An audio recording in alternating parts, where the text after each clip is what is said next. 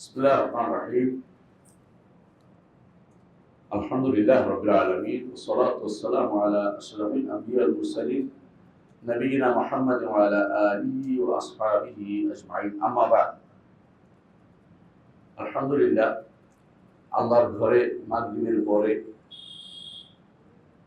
দিন নিয়ে আলোচনা করতে বসেছি। আল্লাহ যেন আমাদের এই আলোচনাটাকে দোয়া করি যেন এটা জিকিরের মাজলিস হিসেবে কবুল করেন এবং এইটাকে আল্লাহ তার কাছে যারা আছে তাদের কাছে আমাদের কথা স্মরণ করেন এবং এই মজলিসটা যেন ফেরেশতারা তাদের ডানা দিয়ে ঢেকে দেন, রহমত নাজিল করেন, সাকিনা নাজিল করেন, আমাদেরকে তিনি যেন কবুল করেন। আল্লাহর কাছে দোয়া করে আমরা আজকে আলোচনা শুরু করছি। আলহামদুলিল্লাহ, আজকের আলোচ্য বিষয়টা সম্পূর্ণ ভিন্নধর্মী। সবাই অনেকেই জানতে চান, অনেকে জানতে চান, এরকমও আছে। মানুষের অবস্থান তো বিভিন্ন রকমের, মানুষের অবস্থার কোনো বিভিন্ন রকম মানুষ আছে দেশে। কেউ দিন জানতে চায়, কেউ দিন না জেনেই থাকতে চায়, দুটোই আছে। আর যারা জানতে চায় তাদের মধ্যেও আমার কয়েক শ্রেণী আছে। এক শ্রেণী আমার নেতাজি যা বলছে এটাই ঠিক, এটাই দিন। আরেক শ্রেণী আছে যারা মনে করে আমি যা বুঝি এটাই ঠিক, এটা আরেক আছে। দিন জানার জন্য মূলত সবসময় ওলামাদের অনুসরণ করতে হবে, আলেমদের। আজকে যে বিষয়টি আমরা আলোচনা করবো, এই বিষয়টি সবচেয়ে বেশি অবহেলিত। কোনো ইউনিভার্সিটিতে পড়ানো হয় না, কোনো মাদ্রাসায় পড়ানো হয় না, সরকারি বেসরকারি কোথাও পড়ানো হয় না। আমি জানি না কেন এটা এত অবহেলিত হয়ে গেল। আমার মনে হয় একটা কারণ হচ্ছে এই জিনিসটার নাম ইসলামী রাজনীতি নাম দেওয়ার কারণে ওদের মানুষের ভিতরে একটা বিতৃষ্ণা আসছে। ইসলামী রাষ্ট্র ব্যবস্থা আলোচনা করাই দরকার ছিল এই নামেই, তাহলে হয়তো এটা প্রত্যেকের আগ্রহ জন্মাতো, যেটা আমরা একটু শিখে নিব। ইসলামী রাষ্ট্র ব্যবস্থা এই কথাটার মধ্যে অনেকে আবর্তিত। বর্তমান কবি বলেন ইয়াকদি আলাল মার'i ফি আইয়ামি মিহনাতিহি ওয়া ইয়ারা হাসানান মা লাইসা বিল হাসান। মানুষ যখন বিপদগ্রস্ত হয় তখন যা অসুন্দর তার সুন্দর তার কাছে লাগে, আর সুন্দরটা অসুন্দর মনে হয়। আমরা আজ ইসলামকে নিয়ে এত বিপদে আছি, এই কারণে যে ইসলামকে প্রত্যেকেই দূরে সরাইতে চায়। মনে হয় যেন তারা মনে করতে চায় ইসলাম যথেষ্ট না। অনেকে মনে করে, ইসলাম জিজ্ঞাসা করা আপনারা তার দল করেন, কি দল করেন? বলে আমরা দল করি লিবারাল ইসলামিক গণতান্ত্রিক পার্টি। তিনটা একসাথে, লিবারাল থাকতে হবে, ইসলামিক ফ্লেভার থাকতে হবে, তো মূল হচ্ছে গণতান্ত্রিক পার্টি। আমাদের দলগুলো সব এরকম হয়ে গেছে। আমাদের উচিতটা যেন এটা বলতে আমাদের আর কোনো বাধা হয় না যে এটা স্বাভাবিক জিনিস, গণতন্ত্র তো একটা স্বাভাবিক জিনিস হয়ে গেছে। এটা যে হালাল হারামের বিষয়, ইমানের বিষয়, ইমান চলে যাওয়ার বিষয়, এটা কার মাথায় নেই। এর মূল কারণ হচ্ছে ইসলামকে নিয়ে আমরা সন্তুষ্ট না। অত সকাল বিকাল দোয়া করে বলেন রাদিতু বিল্লাহি রাব্বান ওয়া ইসলামি দীনান ওয়া মুহাম্মাদিন নাবিয়্যান। এই তিন কথার অর্থ কি? দুনিয়াতে তিন কথা বাস্তবায়ন করতে হবে, কবরে গেলে তিন কথা জবাব দিতে হবে। দুনিয়াতে যদি কেউ বাস্তবায়ন না করেন, কবরে গেলে কেমন জবাব দিবেন? রাদিতু লাকুম ইসলামা দীনান। আর আপনি বলেন, আল্লাহ বলছে রাদিতু লাকুম ইসলামা দীনান, আর আপনি বলেন রাদিতু বিল ইসলামি দীনান। আপনিও বলেন, এটা হচ্ছে আল্লাহ আমার কাছে সকাল বিকাল চান, প্রতি আজানের সময় চান, আজানের মাঝখানে যখন আশহাদু আন্না মুহাম্মাদার রাসূলুল্লাহ বলা শেষ হয়, তখন বলতে হয় ওয়া আনা আশহাদু আন্না মুহাম্মাদার রাসূলুল্লাহ রাদিতু বিল্লাহি রাব্বান ওয়া মুহাম্মাদিন নাবিয়্যান ওয়া ইসলামি দীনান। এত গুরুত্বপূর্ণ যে আপনাকে বারবার স্মরণ করিয়ে দেয়, কিন্তু আমরা ইসলামকে নিয়ে কমপ্লিট কোড অফ লাইফ মনে করতে পারছি না। জীবনের সর্বক্ষেত্রে প্রয়োগ লাগবে, জীবনের সর্বক্ষেত্রে ইসলামকে আমার দরকার, এটা মনে হচ্ছে না। এমনকি মসজিদেও ইসলাম কয়জনের না, সালাতটা ইসলামী পদ্ধতিতে কয়জনের না। এখানে এই অবস্থা কারণ হচ্ছে আমরা অনেকগুলো সেক্টর বের করেছি যারা ইসলাম বিরোধী সেক্টর। এদেশে বিশ্ববিদ্যালয়গুলোতে পড়া হয়, এমন কতগুলো সাবজেক্ট পড়ানো হয় যেগুলি আমাদের জীবনের কোনো কাজে লাগবে না, যেগুলি সম্পূর্ণ ইসলাম বিরোধী, যেগুলি সম্পূর্ণ ইসলামিক নীতি, ইসলামের যে আল্লাহ তাআলা যে নিয়ম দিয়েছেন বিরোধী। আমাদের যে রাষ্ট্রনীতি পড়ানো হয়, লোক প্রশাসন পড়ানো হয়, আমাদের যে বিভিন্ন রকমের সাবজেক্ট পড়ানো হয়, রাজনীতি বিজ্ঞান পড়ানো হয়, এই যে এগুলি পড়ানো হচ্ছে, এগুলি কতটুকু ইসলামিক আছে বলেন তো? যারা এগুলি পাশ করে বের হচ্ছে এরা কি ইসলামের কথা বলতে পারলেন? আপনি এমন ভাবে সিস্টেম করে দিচ্ছেন যে আপনার ইসলামের কথা কেউ কোনো শিখবে না। তাহলে আপনি যাদেরকে সংসদে পাঠাচ্ছেন, আপনি যাদেরকে কথা বলার জন্য পাঠাচ্ছেন, তারাও কোনো ইসলামের কথা বলবে না, ওর বিরুদ্ধে বলবে। এদের মধ্যে কেউ অনেকটা অহংকার করে বলবে যে আমরা শরিয়া নীতিতে বিশ্বাসী না, বলেই ফেলবে। এত বড় সাহস, দুঃসাহস! এটা ইমান যে চলে যায় এটা খবর নেই। এদের মধ্যে কেউ কেউ এরকমও আছে যারা ইসলাম সম্পর্কে ভাষা নলেজ নিয়ে কাজ করে। ইসলাম বলতে তারা বুঝে যে আজান দিলে মাথায় ঘুমটা দেয়া, নারীরা যেটা করে, এরপরে রাস্তায় হাঁটার কোনো সমস্যা নেই। এই অবস্থার মূল কারণ হচ্ছে এটাই, আমরা ইসলামকে পরিপূর্ণভাবে বোঝার চেষ্টা করি নাই। আমাদের মূল যে ইসলামকে পরিপূর্ণ বোঝার চেষ্টাও আমরা কোনোদিন করি নাই, এমনকি যারা আমাদের উস্তাদরাও তারাও এটা চেষ্টা করে নাই। এটার মূল কারণ ইসলামী রাষ্ট্র ব্যবস্থা যে ছিল এটা আমরা ভুলে গেছি, এবং অনেকেই মনে করে এই সময় আর ইসলামের পূর্ণাঙ্গ বাস্তবায়ন সম্ভব না। কেউ যদি এটা মনে করে তার ইমান থাকবে? ইমান থাকবে না। এটা যদি কেউ মনে করে তার ইমান থাকবে না। কারণ আল্লাহ তাআলা ইসলাম দিয়েছে কিয়ামত পর্যন্ত প্রত্যেকটি জনগোষ্ঠীর জন্য সমাধান হিসেবে দিয়েছে। তো এখানে না থেকে কোনো কিছু পারবে না। রাষ্ট্র একটা বিরাট জিনিস, ব্যক্তি জীবন থেকে রাষ্ট্র জীবন বড়, কোনো সন্দেহ নেই। সেখানে ইসলাম থাকবে না, সেখানে ইসলামকে বাস্তবায়ন করতে হবে না, সেখানে ইসলাম লাগবে না, এই কথা যদি কারো মনে আসে, সে ব্যক্তি কিন্তু কাফির হয়ে যাবে, কোনো সন্দেহ নেই কাফির। তাহলে আমাদের সমস্যা হচ্ছে কোন জায়গায়, যে আমরা ইসলামকে কাকুন পরিপূর্ণ একটা জীবনের অংশ, পরিপূর্ণ একটা বিধান হিসেবে নিতে পারিনি। আমরা মনে করেছি যদি কোনো কারণে একটা ওয়াজ করে দিতে পারি, আলোচনা করতে পারি, যথেষ্ট। তাফসীর মাহফিলে যত মানুষ হয়, আপনাদের তাফসীর মাহফিলে যত মানুষ হয়, এখন কি তাফসীর মাহফিল আর ইসলামী বান্দারা লোকেরা জানে কিছু না? কাজ শুরু করতে যায়, ফজর নামাজও পড়ে যায়, এরপর নামাজের কথা বললে এরপর গালিগালাজ শুরু হয়ে যায়। মিছিল করতে রাজি আছে সারাদিন, নামাজের কথা বললে গালিগালাজ। এটা নামাজের কথা বলার সময় নামাজ যেন বাদ পড়ে গেছে, মিছিল সব হালাল হয়ে গেছে। আমাদের বড় সমস্যা হচ্ছে ইসলামকে বোঝার জন্য চেষ্টা করি না। এটা অর্থাৎ ইসলাম হয়েছে এরকম মাইনা জাহলে আবরাইহি ওয়া কাইদা আদাইহি, নিজেরা জানি না, শত্রুরা এর মধ্যে ষড়যন্ত্র করছে, ধীরে ধীরে আমরা বিপদগ্রস্ত অনেকটা মনে করতেছি। লিবারাল দেখাইতে পারলে সবাই খুশি হয় যে আমি লিবারাল বলতে থাকি সবসময়। যতক্ষণ পর্যন্ত আপনি ইসলামকে সন্তুষ্ট প্রকাশ না করবেন, লিবারাল বলবেন না, ইসলামই লিবারাল। ইসলাম নিজেই মধ্যপন্থা, ইসলাম ছাড় পন্থা নয়। ইসলাম যেটা আছে সত্যিকার ইসলাম যেটা, এটাই হচ্ছে মুতাদিল। আল্লাহ তাআলা বলে দিয়েছেন ওয়াকাযালিকা জাআলনাকুম উম্মাতান ওয়াসাতান লিতাকুনু শুহাদা আলান নাস। এই যে ইসলাম, আমাদের মুসলিম ভাইদের মধ্যে এখন দুই দল হয়ে গেছে। একদল বলবে যে ইসলাম রাষ্ট্রের বিষয় আসে না, এর উপরে একজন বই লিখে ফেলছে আরবিতে, এটা ইংরেজিতে অনুবাদ হয়ে গেছে, ঘরে ঘরে এটা প্রচলিত আছে। বাংলা ভাষায় একজন লিখছে, দেখলাম বাংলা অনুবাদ বাংলাতে লিখছে যে হাসান মাহমুদ নামে এক ব্যক্তি, বুঝছেন, বিরাট বই লিখে ফেলছে শরিয়া ও ইসলাম। তার কথা হলো ইসলাম কি, শরিয়া হচ্ছে ইসলামের সাথে সম্পূর্ণ কন্ট্রাডিক্টরি। ইসলামের বিধান যেটা চালু আছে এটা তারা শরিয়াতে ইসলামের প্রয়োজন নেই মনে করতেছে। এগুলি বিশ্বাস করে, এর মধ্যে যোগ হয়েছে হাদিস অস্বীকারীরা।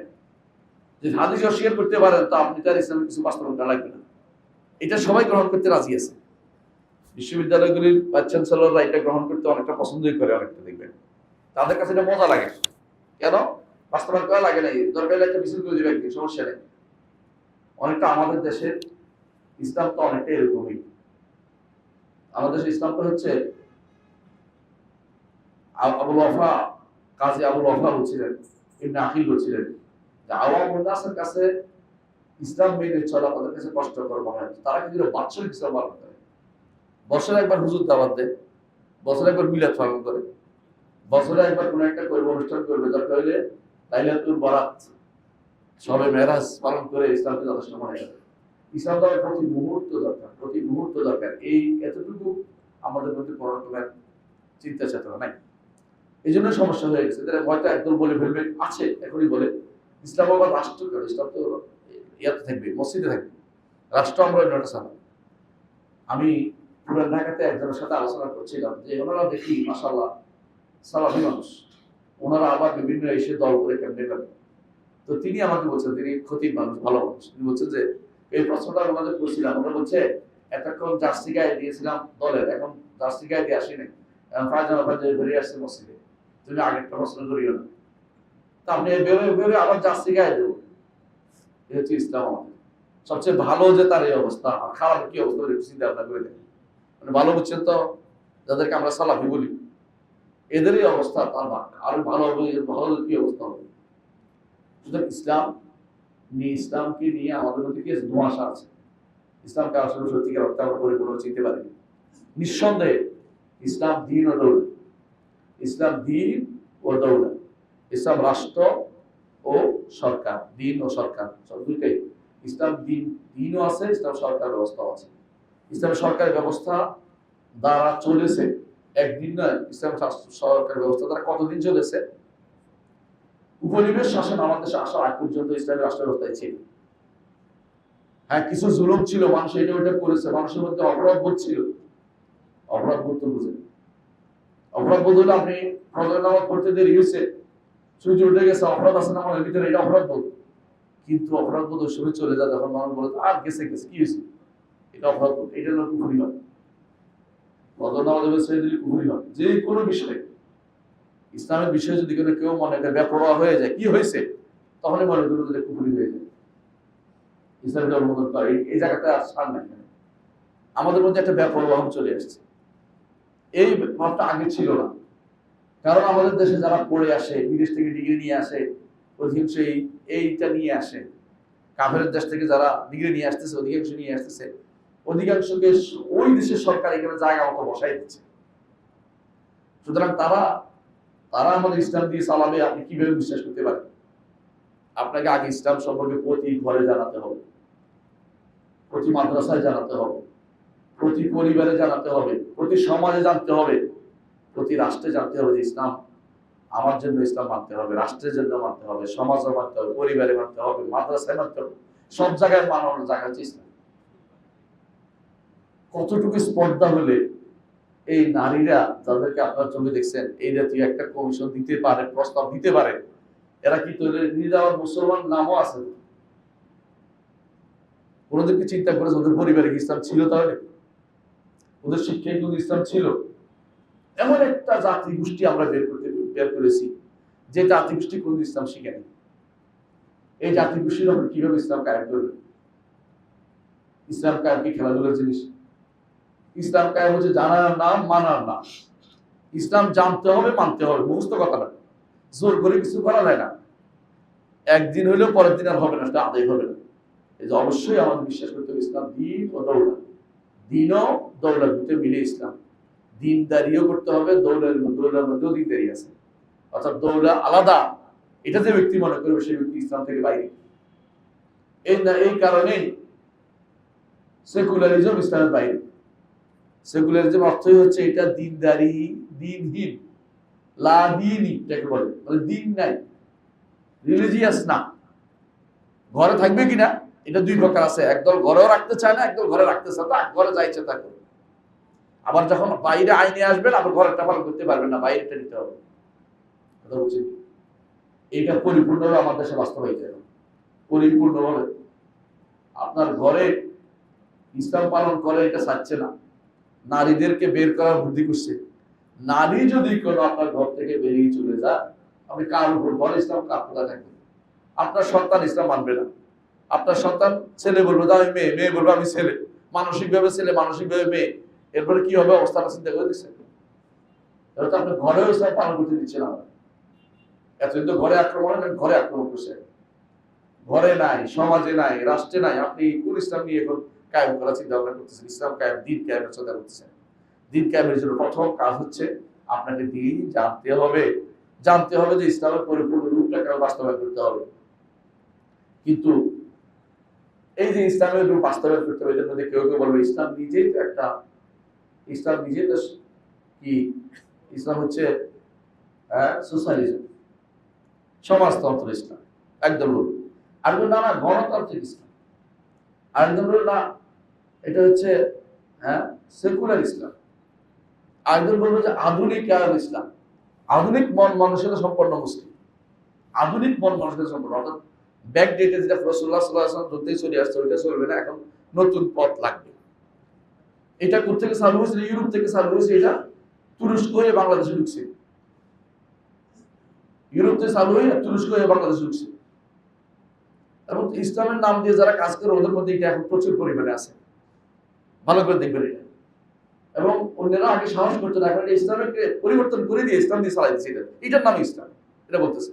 এদের অধিকাংশ রাসূলুল্লাহ সাল্লাল্লাহু আলাইহি ওয়াসাল্লামকে আমার অপব্যাখ্যা করে, তাদের মন মতো যেটা এটা মানবে, তারা জন্য জিকির আজকার করবে, কোনো সন্দেহ নেই। যখন ইসলামের বাস্তবায়নের প্রশ্ন হবে তখন সেখানে শরিয়া মানে না, সুন্নাহ মানে না। ইসলাম আসলে কেউ চিনতে পারেনি, ওইরকম ব্যক্তির মতো হয়ে গেছে ইসলাম। ভারতবর্ষের সব ব্যক্তি হাতি দেখতে গেছিল, অন্ধ, 7 অন্ধ। একজনের পায়ে হাত দিয়ে বলছে যে হাতি এসে খাম্বার মতো, আরেকজনে কানে হাত দিয়ে বলছে কুড়ার মতো। 7 জনের 7 রকম কইছে। আমার ইসলাম শরীফ মুসলিম কেউ পড়ে নাই, যে দেখতে চায়। দয়া করে ইসলামকে শেখার চেষ্টা করুন। ইসলাম সব দিক থেকে পরিপূর্ণ, সব দিক থেকে পরিপূর্ণ। ইসলামের বাইরের কোনো কিছু আনার সুযোগ নেই। আমি দুটো জিনিস নিয়ে অনেকদিন চিন্তা করছি। একটা হচ্ছে আল্লাহ তাআলা বলছেন আকমালতু লাকুম দীনাকুম, দ্বীনকে পূর্ণ করে দিয়েছেন। আবার বলছেন আতমামতু আলাইকুম নিআমাতি।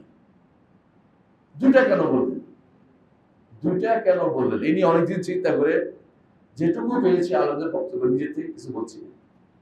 আল্লাহ তো পূর্ণ করে দিয়েছেন, আপনার কাছে কি নিয়ামত পূর্ণতা থাকবে কি থাকবে না? আপনি যদি চলতে চান, আপনার জন্য আল্লাহর নিয়ামত পাবেন। শুধু যদি শরীয়ত নেন, আপনি নিয়ামত হিসেবে থাকতে পারবেন। আর যদি আপনি আল্লাহর সহিত পূর্ণই থাকেন, আল্লাহর দ্বীন পূর্ণ, আপনি নিলেন না, আপনি আল্লাহর নিয়ামত থেকে দূরে সরে গেলেন।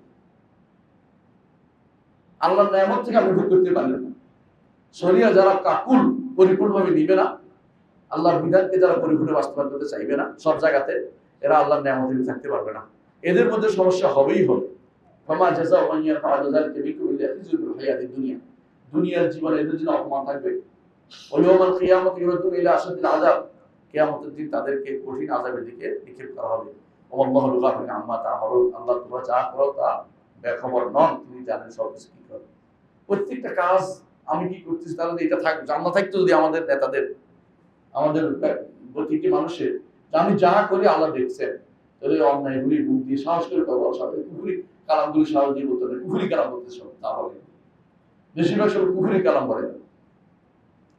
মনে রাখতে হবে ইসলাম, ইসলামী রাষ্ট্রের কাঠামো, আমি কয়েকটা কথা বলবো।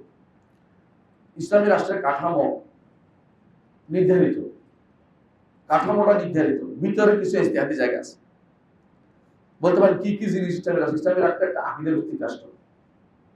যে ব্যক্তি আকীদা পড়বে না, তাই ইসলামী রাষ্ট্র বাস্তবায়ন কোনো মানে হয় না। কথা বলছেন কিনা? একজন মানুষ আকীদায় মানে না, সে তখন যে কোনো একটা ইসলাম বানাই দিবে, যে কোনো একটা ইসলাম বলে চালিয়ে দিবে সে। ইসলাম, ইসলামী রাষ্ট্র হচ্ছে একটা আকীদা ভিত্তিক রাষ্ট্র। 1 নম্বর জিনিস, এক আকীদা ভিত্তিক রাষ্ট্র। এখানে এক আল্লাহর সভরেন্টি, এক আল্লাহর সভরেন্টি, জনগণের সর্বক্ষমতার উৎস না, সংসদই না, সভরেন্টি এক আল্লাহ। এটা হচ্ছে আকীদা ভিত্তিক রাষ্ট্র, প্রথম আকীদা এটা। এবং এক আল্লাহ। আর দ্বিতীয়ত আকীদা হচ্ছে মুহাম্মদ রাসূলুল্লাহ সাল্লাল্লাহু আলাইহি ওয়াসাল্লাম আদর্শ মোতাবেক হতে হবে। এবং রাসূল যাদেরকে আদর্শ বলে গেছেন তাদের আদর্শ মোতাবেক হতে হবে। এইটুকু আকীদা আপনার রাখতেই হবে। মনে করতে হবে, শিখতে তো হবে আদর্শটা কি ছিল। রাসূলুল্লাহ সাল্লাল্লাহু আলাইহি ওয়াসাল্লাম যে আদর্শ, কোরআনে কারীম যে আদর্শ বলেছে, এটা শিখতে হবে আমাদেরকে। কিন্তু আকীদা ভিত্তিক 1 নম্বর কাজ, 1 নম্বর বৈশিষ্ট্য। দ্বিতীয় বৈশিষ্ট্য হচ্ছে ইসলাম শরিয়া ভিত্তিক, শরিয়ার উপর নির্ভর করবে। আল্লাহ তাআলা তার নবীকে বলেছে, তুম্মা জাআলনাকা আলা শারিয়াতিন মিনাল আমর, আপনাকে আমরা অতঃপর শরিয়ার উপর রেখেছি। আল্লাহর নবীকে প্রতিষ্ঠিত করেছে শরিয়ার উপরে। শরিয়া থেকে সরে যদি কেউ যায় তাহলে নবীর তরিকা আর নাই, নবীর পদ্ধতিতে নাই। নবীর পদ্ধতিতে না থাকলে ঈমান থাকবে? ঈমানদার থাকে না, ঈমানদার থাকে না। এই কথাটা আমাদের ছোট বাচ্চাদেরকে বুঝাতে হবে। প্রত্যেকটি ছোট বাচ্চা একেবারে ক্লাস 1 থেকে শুরু করে সর্বোচ্চ পর্যন্ত এটা মাথায় রাখতে হবে, এরপরে পড়তে হবে। এর থেকে যেদিন থেকে মানুষের থেকে দূরে সরে সেদিন থেকে ফেতনা হয়েছে, যেদিন থেকে দর্শনের জয় জয়কার হয়েছে, কালাম শাস্ত্রের জয় জয়কার হয়েছে, সেদিন থেকে আমরা আমাদের লোকদেরকে ইসলামের উপর রাখতে পারছি না। তারা ওইটাকে প্রাধান্য দিচ্ছে, কারণ ইস্তেহসান, তার আকল ভালো লাগতেছে, এটাকে মজা লাগতেছে এটাকে। কারণ হারামের অনেকের কাছে হারামটা দুনিয়া দেখতে জুইয়িনা লাহুম সুউ আমালিহিম, তাদের আমলটাকে সুন্দর সুশোভিত করে দেখানো হয়েছে, তাদের কাছে এটা ভালো লাগতেছে। কতজন পাকা ইমানদার আছে তাদের কাছে খারাপ লাগবে হারাম? এই জন্যই তো সমস্যাটা হচ্ছে। তো দ্বিতীয় যে বৈশিষ্ট্য এটা হচ্ছে কি, শরিয়া ভিত্তিক, প্রত্যেকটা কাজ শরিয়ার উপর নির্ভর করবে। 3 নম্বর, এটার সাথে জড়িত বিচার, শরিয়া বিচার। বিচারটা শরিয়া হবে, শরিয়া মোতাবেক হবে।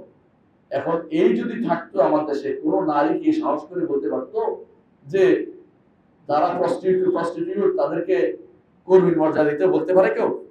আমাদের মূল সমস্যা কোথায়, যে আমরা এইটুকু পড়াইও নাই, পড়িও না, মুষ্টিমেয় কিছু ছোট ছোট বই পড়ছি, এখন আমি ইসলাম কায়েম করে ফেলবো। ইসলাম অনেক গভীর জায়গা। এখানে আপনি যারা এখানে কথা বলবে, যে কোনো মানুষের কথা বলতে পারে না, স্বাভাবিকভাবে ইসলাম মিক হইতে পারে, ইসলাম সম্পর্কে তার জ্ঞান কম। ইসলামিক হওয়া আর ইসলামিক স্কলার হওয়া এক কথা নয়, ইসলামিক হওয়া ইসলামিক স্কলার এক কথা নয়। কথা বুঝতে পারছি? একজন মানুষ যদি কোনো মসজিদে বা মন্দিরে গিয়ে বলে আমরা সবার আগে দেশ, তো তার আগে কেউ নাই, আপনি কি বুঝবেন এটা? ইসলাম বুঝে নাই, ইসলামিক হলেও ইসলাম বুঝে নাই। সবার আগে আমার ইসলাম সত্য, এতে কোনো সন্দেহ আছে? এটুকু তোকে বলতে সাহস করতেছে না এখন। কারণ এটা বলে হয়তো অনেকের ভোট ব্যাংক কমে যাবে, ফাটল ধরবে, সাহস করে কথা বললে মানুষের খারাপ বলবে, বিদেশিরা খারাপ বলবে, অনেকে সাহস করে বলতে চাচ্ছে না। ইসলাম অবশ্যই দ্বিতীয় বৈশিষ্ট্য হচ্ছে শরিয়া ভিত্তিক, এবং এর রয়েছে অনন্য বিচার ব্যবস্থা। এখানে পরিবর্তন করার সুযোগ নাই, বিচার ব্যবস্থার মৌলিক নীতিকে মেনে চলতে হবে। 3 নম্বর, ইসলামের নেতৃত্ব মেনে চলতে হবে, নেতৃত্ব তৈরি করতে হবে, দুটাই আছে। নেতা নির্বাচন করতে হবে। মুহাম্মদ রাসূলুল্লাহ সাল্লাল্লাহু আলাইহি ওয়াসাল্লাম এর সাহাবীরা রাসূলুল্লাহ সাল্লাল্লাহু আলাইহি ওয়াসাল্লামকে কবর দেওয়ার আগে নেতা বানাইছে। কি বুঝাইলেন? যে সাহাবায়ে বুঝাইলেন যে নেতা ছাড়া রাষ্ট্র চলে না, এবং সেই নেতা বানাইতে হয় শীতের পদ্ধতি, তিনি বলে দিতে নেতৃত্ব থাকতে হবে, একটা নেতৃত্ব থাকতে হবে। 4 নম্বর, আইন প্রণয়ন যদি লাগে, আইন প্রণয়ন করা যাইতে পারে, তবে যেগুলি স্থায়ী জায়গাতে কোনো আইন প্রণয়ন চলবে না। স্থায়ীগুলি আইন আছেই, আইনগুলো শুধু লেখা বাকি। অস্থায়ী যদি কোনো কিছু হয় সেগুলি ইসলামে অনুমোদিত, তবে স্থায়ীর সাথে কন্ট্রাডিক্টরি হতে পারবে না, স্থায়ী নীতিগুলির সাথে কন্ট্রাডিক্টরি হতে পারবে না। বুঝাতে পারছে? যারা আপনাকে ট্রাফিক আইন করতে পারবেন, কিন্তু ট্রাফিক আইন যদি কোনো কিছু তার ইসলাম বিরোধী হচ্ছে এটা করতে পারবেন, কিন্তু আপনি মুসলিম পারিবারিক আইনে এমন কথা ঢুকাইতে পারবেন না যে নারীর যদি তালাক দেওয়া হয় তা আপনার সম্পদের অর্ধেক নারী দিয়ে দিতে হবে। আপনি কি পাগল হয়েছে? কি জন্য দিবে? এই আইন আপনি করতে পারেন না, কারণ এটা তো আপনার স্বভাবকে হাত দিছে, স্থায়ী জায়গায় হাত দিছে, অপরিবর্তনীয় জায়গায় হাত দিছে, দিতে পারেন না। এখানে আমাদের এই জায়গাটা ইসলামে অনুমোদন করে নাই যে আপনি যেখানে স্থায়ী নিমূলিতে হাত দিবেন। আপনার চেয়ে আল্লাহ বেশি বুঝে। আলা ইয়া'লামু মান খালাকা ওয়া হুয়াল লাতীফুল খাবীর, যিনি সৃষ্টি করেছেন তিনি ভালো জানেন কোন আইন দিয়ে মানুষকে শাসন করতে হবে। হ্যাঁ, মানুষের জন্য তিনি কিছু অ্যাক্সেস রেখে দিয়েছেন, শরীয়ত বিরোধী হবে না, কিন্তু চলার জন্য কত ফুট রাস্তা হবে মানা করবে না, কত ফুট রাস্তা হবে, আপনি স্যাটেলাইট কোন জায়গায় বসাবেন এই নিয়ে ইসলাম মাথা ব্যথা করে না। হ্যাঁ, আপনার রাস্তার কোথায় আপনি কি বড় ধরনের পার্কিং পার্ক ব্যবস্থা করবেন, এটা তো শরীয়ত বলে না, নিষেধ করে নাই, কিন্তু আপনাকে কিছু নীতি মেনে চলতে হবে। এই নীতিগুলি আপনার মানা ফরজ, এগুলি নীতি, স্থায়ী নীতি আপনাকে মেনে চলতে হবে। আর রাষ্ট্রীয় নীতি যদি কোনো শরীয়ত বিরোধী নীতি আপনাকে মেনে চলতে হবে। 5 নম্বর হচ্ছে 4 নম্বর তার শুরা ব্যবস্থা থাকবে, শুরা ব্যবস্থা পরামর্শ সভা থাকবে, এটা আলোচনা করবো ইনশাআল্লাহ। 5 নম্বর হচ্ছে মানবাধিকার থাকবে। ইসলাম মানবাধিকারের কথা বলে, কিন্তু মানবাধিকার কি জিনিস এটা বুঝতে হবে। মনে যা চায় তা মানবাধিকার না, আপনার কথা বলার অধিকার। তাই বলে আপনি আরেকজনের গীবত গাওয়ার অধিকার দেওয়া হয়নি, অথবা মিম্বরে উঠে রাষ্ট্র সরকারের বিরুদ্ধে অযাচিত হামলা করতে বলা হয়নি। আপনাকে শরিয়া মানবাধিকার অর্থ মানবাধিকার ওইটার নাম একটা ছোট আমাদের একজনকে বুঝাইছে এটা, যেটা মানবাধিকার মূল জিনিস হচ্ছে একজন ধরে কথা বলবে টুপি চিপে ধরে রাখছেন তো বলে দেবে, ছোট বাচ্চার কথা টুপি চিপে ধরে কথা না বলতে পারবে, এইটা হচ্ছে মানবাধিকার। মানবাধিকার ওইটা না আপনি যেটা চিন্তা করে গবেষণা করে মনের ভিতরে আসে ছেড়ে দিলেন, এটা মানবাধিকার বিষয় না। এটা দেখতে হবে আগে শরীরের সাথে মিলে কিনা, তারপর এটা মানবাধিকার হবে। কথা বুঝছেন কিনা? তারপর অধিকার হবে, মানবাধিকার না। মানবাধিকার হচ্ছে যেটা মানুষ জন্মসূত্রে লাভ করে, জন্মসূত্রে যে লাভ করে। আপনার শরীর নিয়ে জন্মসূত্রে আসেন, এখন যদি কেউ বলে হাতে একটা কেটে ফেলে দিতে হবে, এটা মানবাধিকার লাভ হবে। কিন্তু মানবাধিকার এটা নয় যে আমার গায়ের মধ্যে সবাই বসে আছে আপনি গান বাজাবেন, মানবাধিকার। মানবাধিকার এটা নাম, এই যদি মানবাধিকার চলে না ইসলামে, এটা কোথাও কোথাও মানবাধিকার স্বীকৃত না। কিন্তু ইসলাম মানবাধিকার দিয়েছে যে একজন রাসূলুল্লাহ সাল্লাল্লাহু আলাইহি ওয়াসাল্লামের সাহাবী মুহাজির বলছেন, মাতা তাহাব্বাতুমুন নাস ওয়াকাদ ওয়াল্লাতুমুল উম্মাহাতুকুম আহরা, তোমরা কখন মানুষকে দাস বানিয়ে ফেললে, তাদের মায়েরা তাদেরকে স্বাধীন হিসেবে জন্ম দিয়েছে। এটা হচ্ছে ইসলামের মানবাধিকার। একজন মানুষ যদি দাস হিসেবে যুদ্ধের ময়দান না পাওয়া যায়, কাউকে দাস বানানো যায় না, কারোর উপর জুলুম করা যায় না, জোর করে তার অধিকার হরণ করা যায় না। তার থাকার অধিকার আছে, তার বাঁচার অধিকার আছে, তাকে এইভাবে কষ্ট করে জেলে ফেলে 20 বছর পর্যন্ত, এরপরে প্রমাণিত হবে যে সে তো নির্দোষ ছিল। এই 20 বছর কে দিবে? এই 20 বছরের কাছারা কে দিবে? তার তো বাইরের বাতাস নেওয়ার অধিকার ছিল, নিঃশ্বাস নেওয়ার অধিকার ছিল, বন্ধ করেছে। এটা তার মানবাধিকার। ইসলাম এটাকে সম্পূর্ণরূপে এটার অধিকারটা মানুষকে দিয়েছে। ইসলাম দিয়েছে 6 নম্বর হচ্ছে অমুসলিমদের অধিকার। অমুসলিমরা কয় প্রকার? 3 প্রকার, তাই না? একটা মুহারিব, যোদ্ধা যারা, এদের সাথে যুদ্ধ, এদের সাথে কোনো আমাদের কোনো কর্মকাণ্ড নেই। এটা রাষ্ট্রীয়ভাবে যুদ্ধ চললে যুদ্ধ করতে হবে এদের বিরুদ্ধে। দ্বিতীয় হলো মুসালেম। মুসালেম তারা আমাদের দেশে বাইরে থেকে আসছে, কি জন্য আসছে? ব্যবসা করতে অথবা বেড়াতে আসছে, ওদেরকে রক্ষা করার দায়িত্ব আমাদের রয়েছে। তৃতীয় হচ্ছে এই দেশেরই মানুষ, তারা বিভিন্নভাবে থাকে কিন্তু মুসলিম না, তাদের অধিকার আছে চলাফেরা, তাদেরকে সে অধিকার দিতে হবে। তবে আমাদের আইনের উপরে তাদের আইন প্রাধান্য পাবে না। আমাদের সাথে ঝগড়া হইলে আমাদের আইনি বিচার হবে, ওদের নিজেদের মধ্যে ঝগড়া হইলে ওদের আইনি বিচার হবে। কিন্তু আমাদের সাথে ঝগড়া হইলে আমাদের আইন, যাতে করে ওরা এই ব্যাপারটা সাবধানে চলে যায়, আমাদের সাথে আক্রমণ না, আমাদের সাথে আক্রমণের ভূমিকা না আছে। কিছুদিন তো আমরা কথাই বলতে পারিনি, পুরো একটা যুগ চলে গেছে, মনে হয় আমরা নিজ দেশে অমুসলিমদের দেশে বাস করতেছি না, সেরকম একটা অবস্থা চলে গেছে আমাদের সামনে। এগুলি কি ইসলাম কোনোভাবেই মনে, এটা যদি ইসলাম মানত শাসকরা, তাহলে এই কাজটা করতে পারতো না। কারণ আমাদের অধিকারটা নষ্ট করেছে এবং আমরা অন্যদের দ্বারা শাসিত হয়ে গেছিলাম পুরো দেশটা। 7 নম্বর হচ্ছে আন্তর্জাতিক সম্পর্ক থাকবে। এই 7টা বিষয় থাকবে। 7টা বিষয় মুখস্থ করতে হলে অনেক ভালো। একটা ইসলামী রাষ্ট্রের 7টা দিক থাকে। আবার বলছি, আকীদা ভিত্তিক, শরিয়া ভিত্তিক, নেতৃত্ব থাকবে, আইন প্রণয়ন ব্যবস্থা বা সুবিধা ব্যবস্থা থাকবে, মানবাধিকার থাকবে, সমাজের সুব্যবস্থা বিষয় থাকবে, অমুসলিমদের বিষয়গুলি দেখার ব্যবস্থাপনা থাকবে, আর আন্তর্জাতিক সম্পর্কের বিষয়ে যা যা ইসলাম অনুমোদন করেছে এটার উপর গ্রন্থ রচিত হয়েছে। ইমাম আউজাই সিয়ার লিখছে, সিয়ার আন্তর্জাতিক সম্পর্ক বিষয়। ইমাম মুহাম্মদ লিখছে সিয়ার আল কাবির, সিয়ার সাগীর, দুটো বই লিখছে এগুলো আন্তর্জাতিক সম্পর্কের উপর। আর আমরা আন্তর্জাতিক সম্পর্ক পড়তে হলে ইন্টারন্যাশনাল রিলেশন অমুক সাবজেক্টে পড়া, সেটা জিজ্ঞাসা করলে বলতে পারবে না যে আন্তর্জাতিক সম্পর্কের প্রথম বইটা কে লিখছিল। খুঁজে একটা ইহুদি নাসারা বের করবে, ও বুকে লিখছে। কিন্তু মুসলিমদের বই তারা নিজেরাই পড়ে নেয়। আমাদের যারা ইসলাম নিয়ে কাজ করে ওরা কি এই বইটা পড়ছে কোনোদিন? ওদেরকে জিজ্ঞাসা করে বইটা দেখছি কিনা, পড়ার দূরের কথা, পড়তে পারে কিনা। পড়তে পারলেও তো বিশাল ব্যাপার। তার আরবিও তো জানে না, তার আরবি তৈরি করতে চায় না, এমন একটা শ্রেণী তৈরি করতে চায় যারা শুধু ব্যাঙের মতো লাফাবে, কিন্তু কিছু জানবে না। তারা এরকম একটা গোষ্ঠী তারা তৈরি করেছে। ইসলামী রাষ্ট্রের রূপরেখা আমি বললাম। ইসলামের মৌলিক বিভাগ কয়টা? 3টা। একটা হচ্ছে শাসন বিভাগ, একটা হচ্ছে আইন বিভাগ, একটা হচ্ছে বিচার বিভাগ। 3টা গেছে, বুঝছেন তো?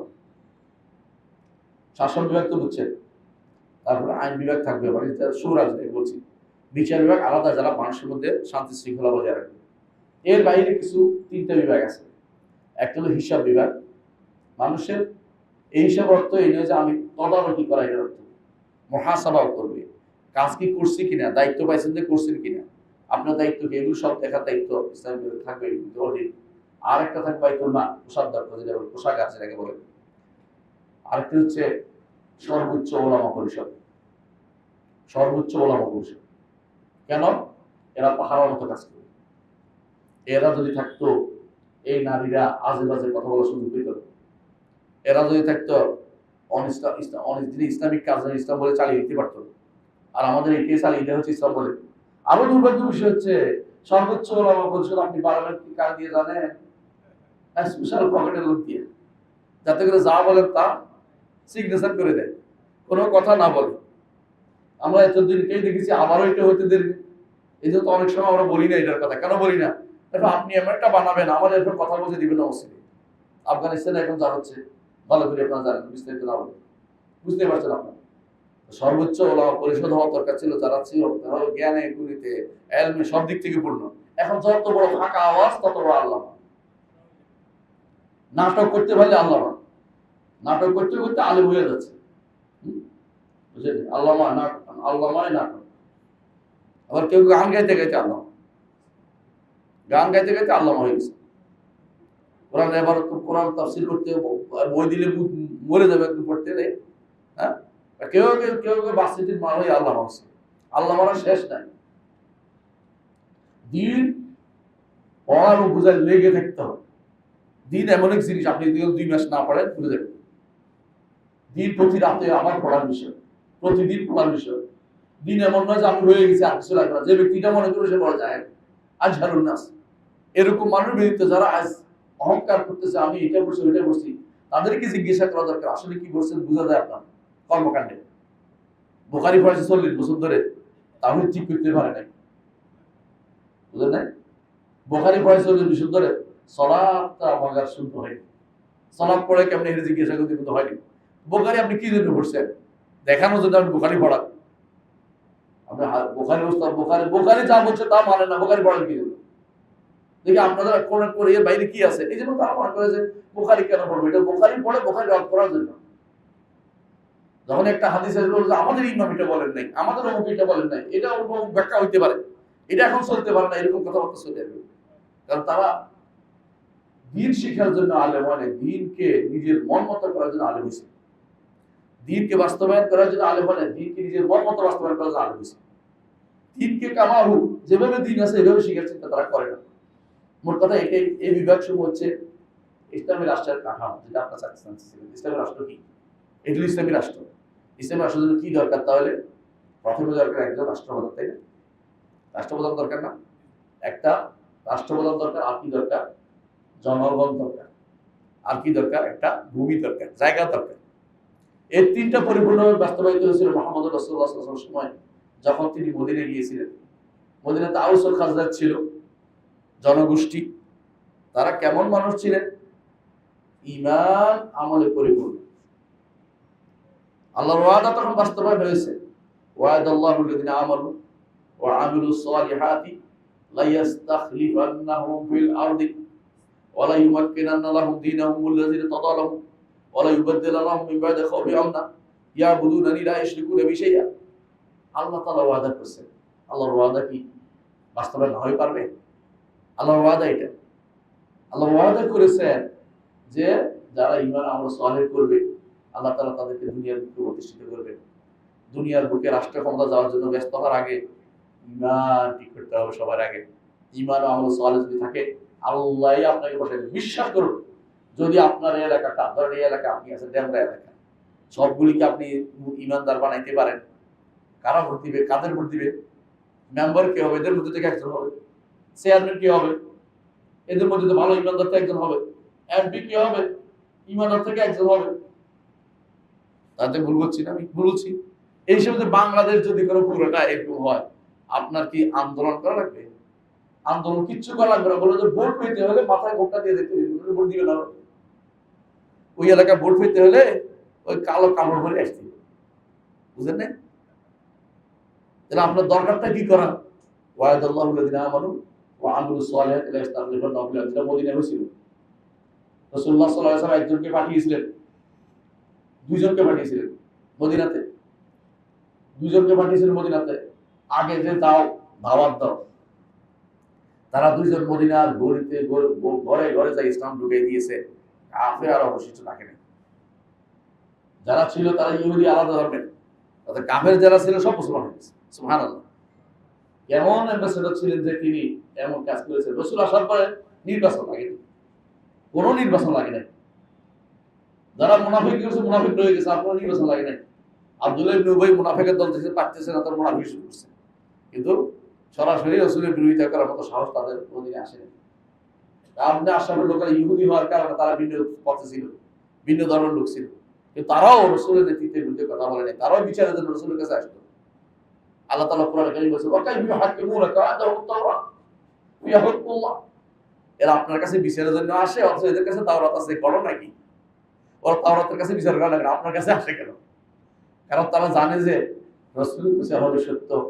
ওদের তাওরাতে যারা বিচার করবে ওরা ঠিক বিচার করবে না।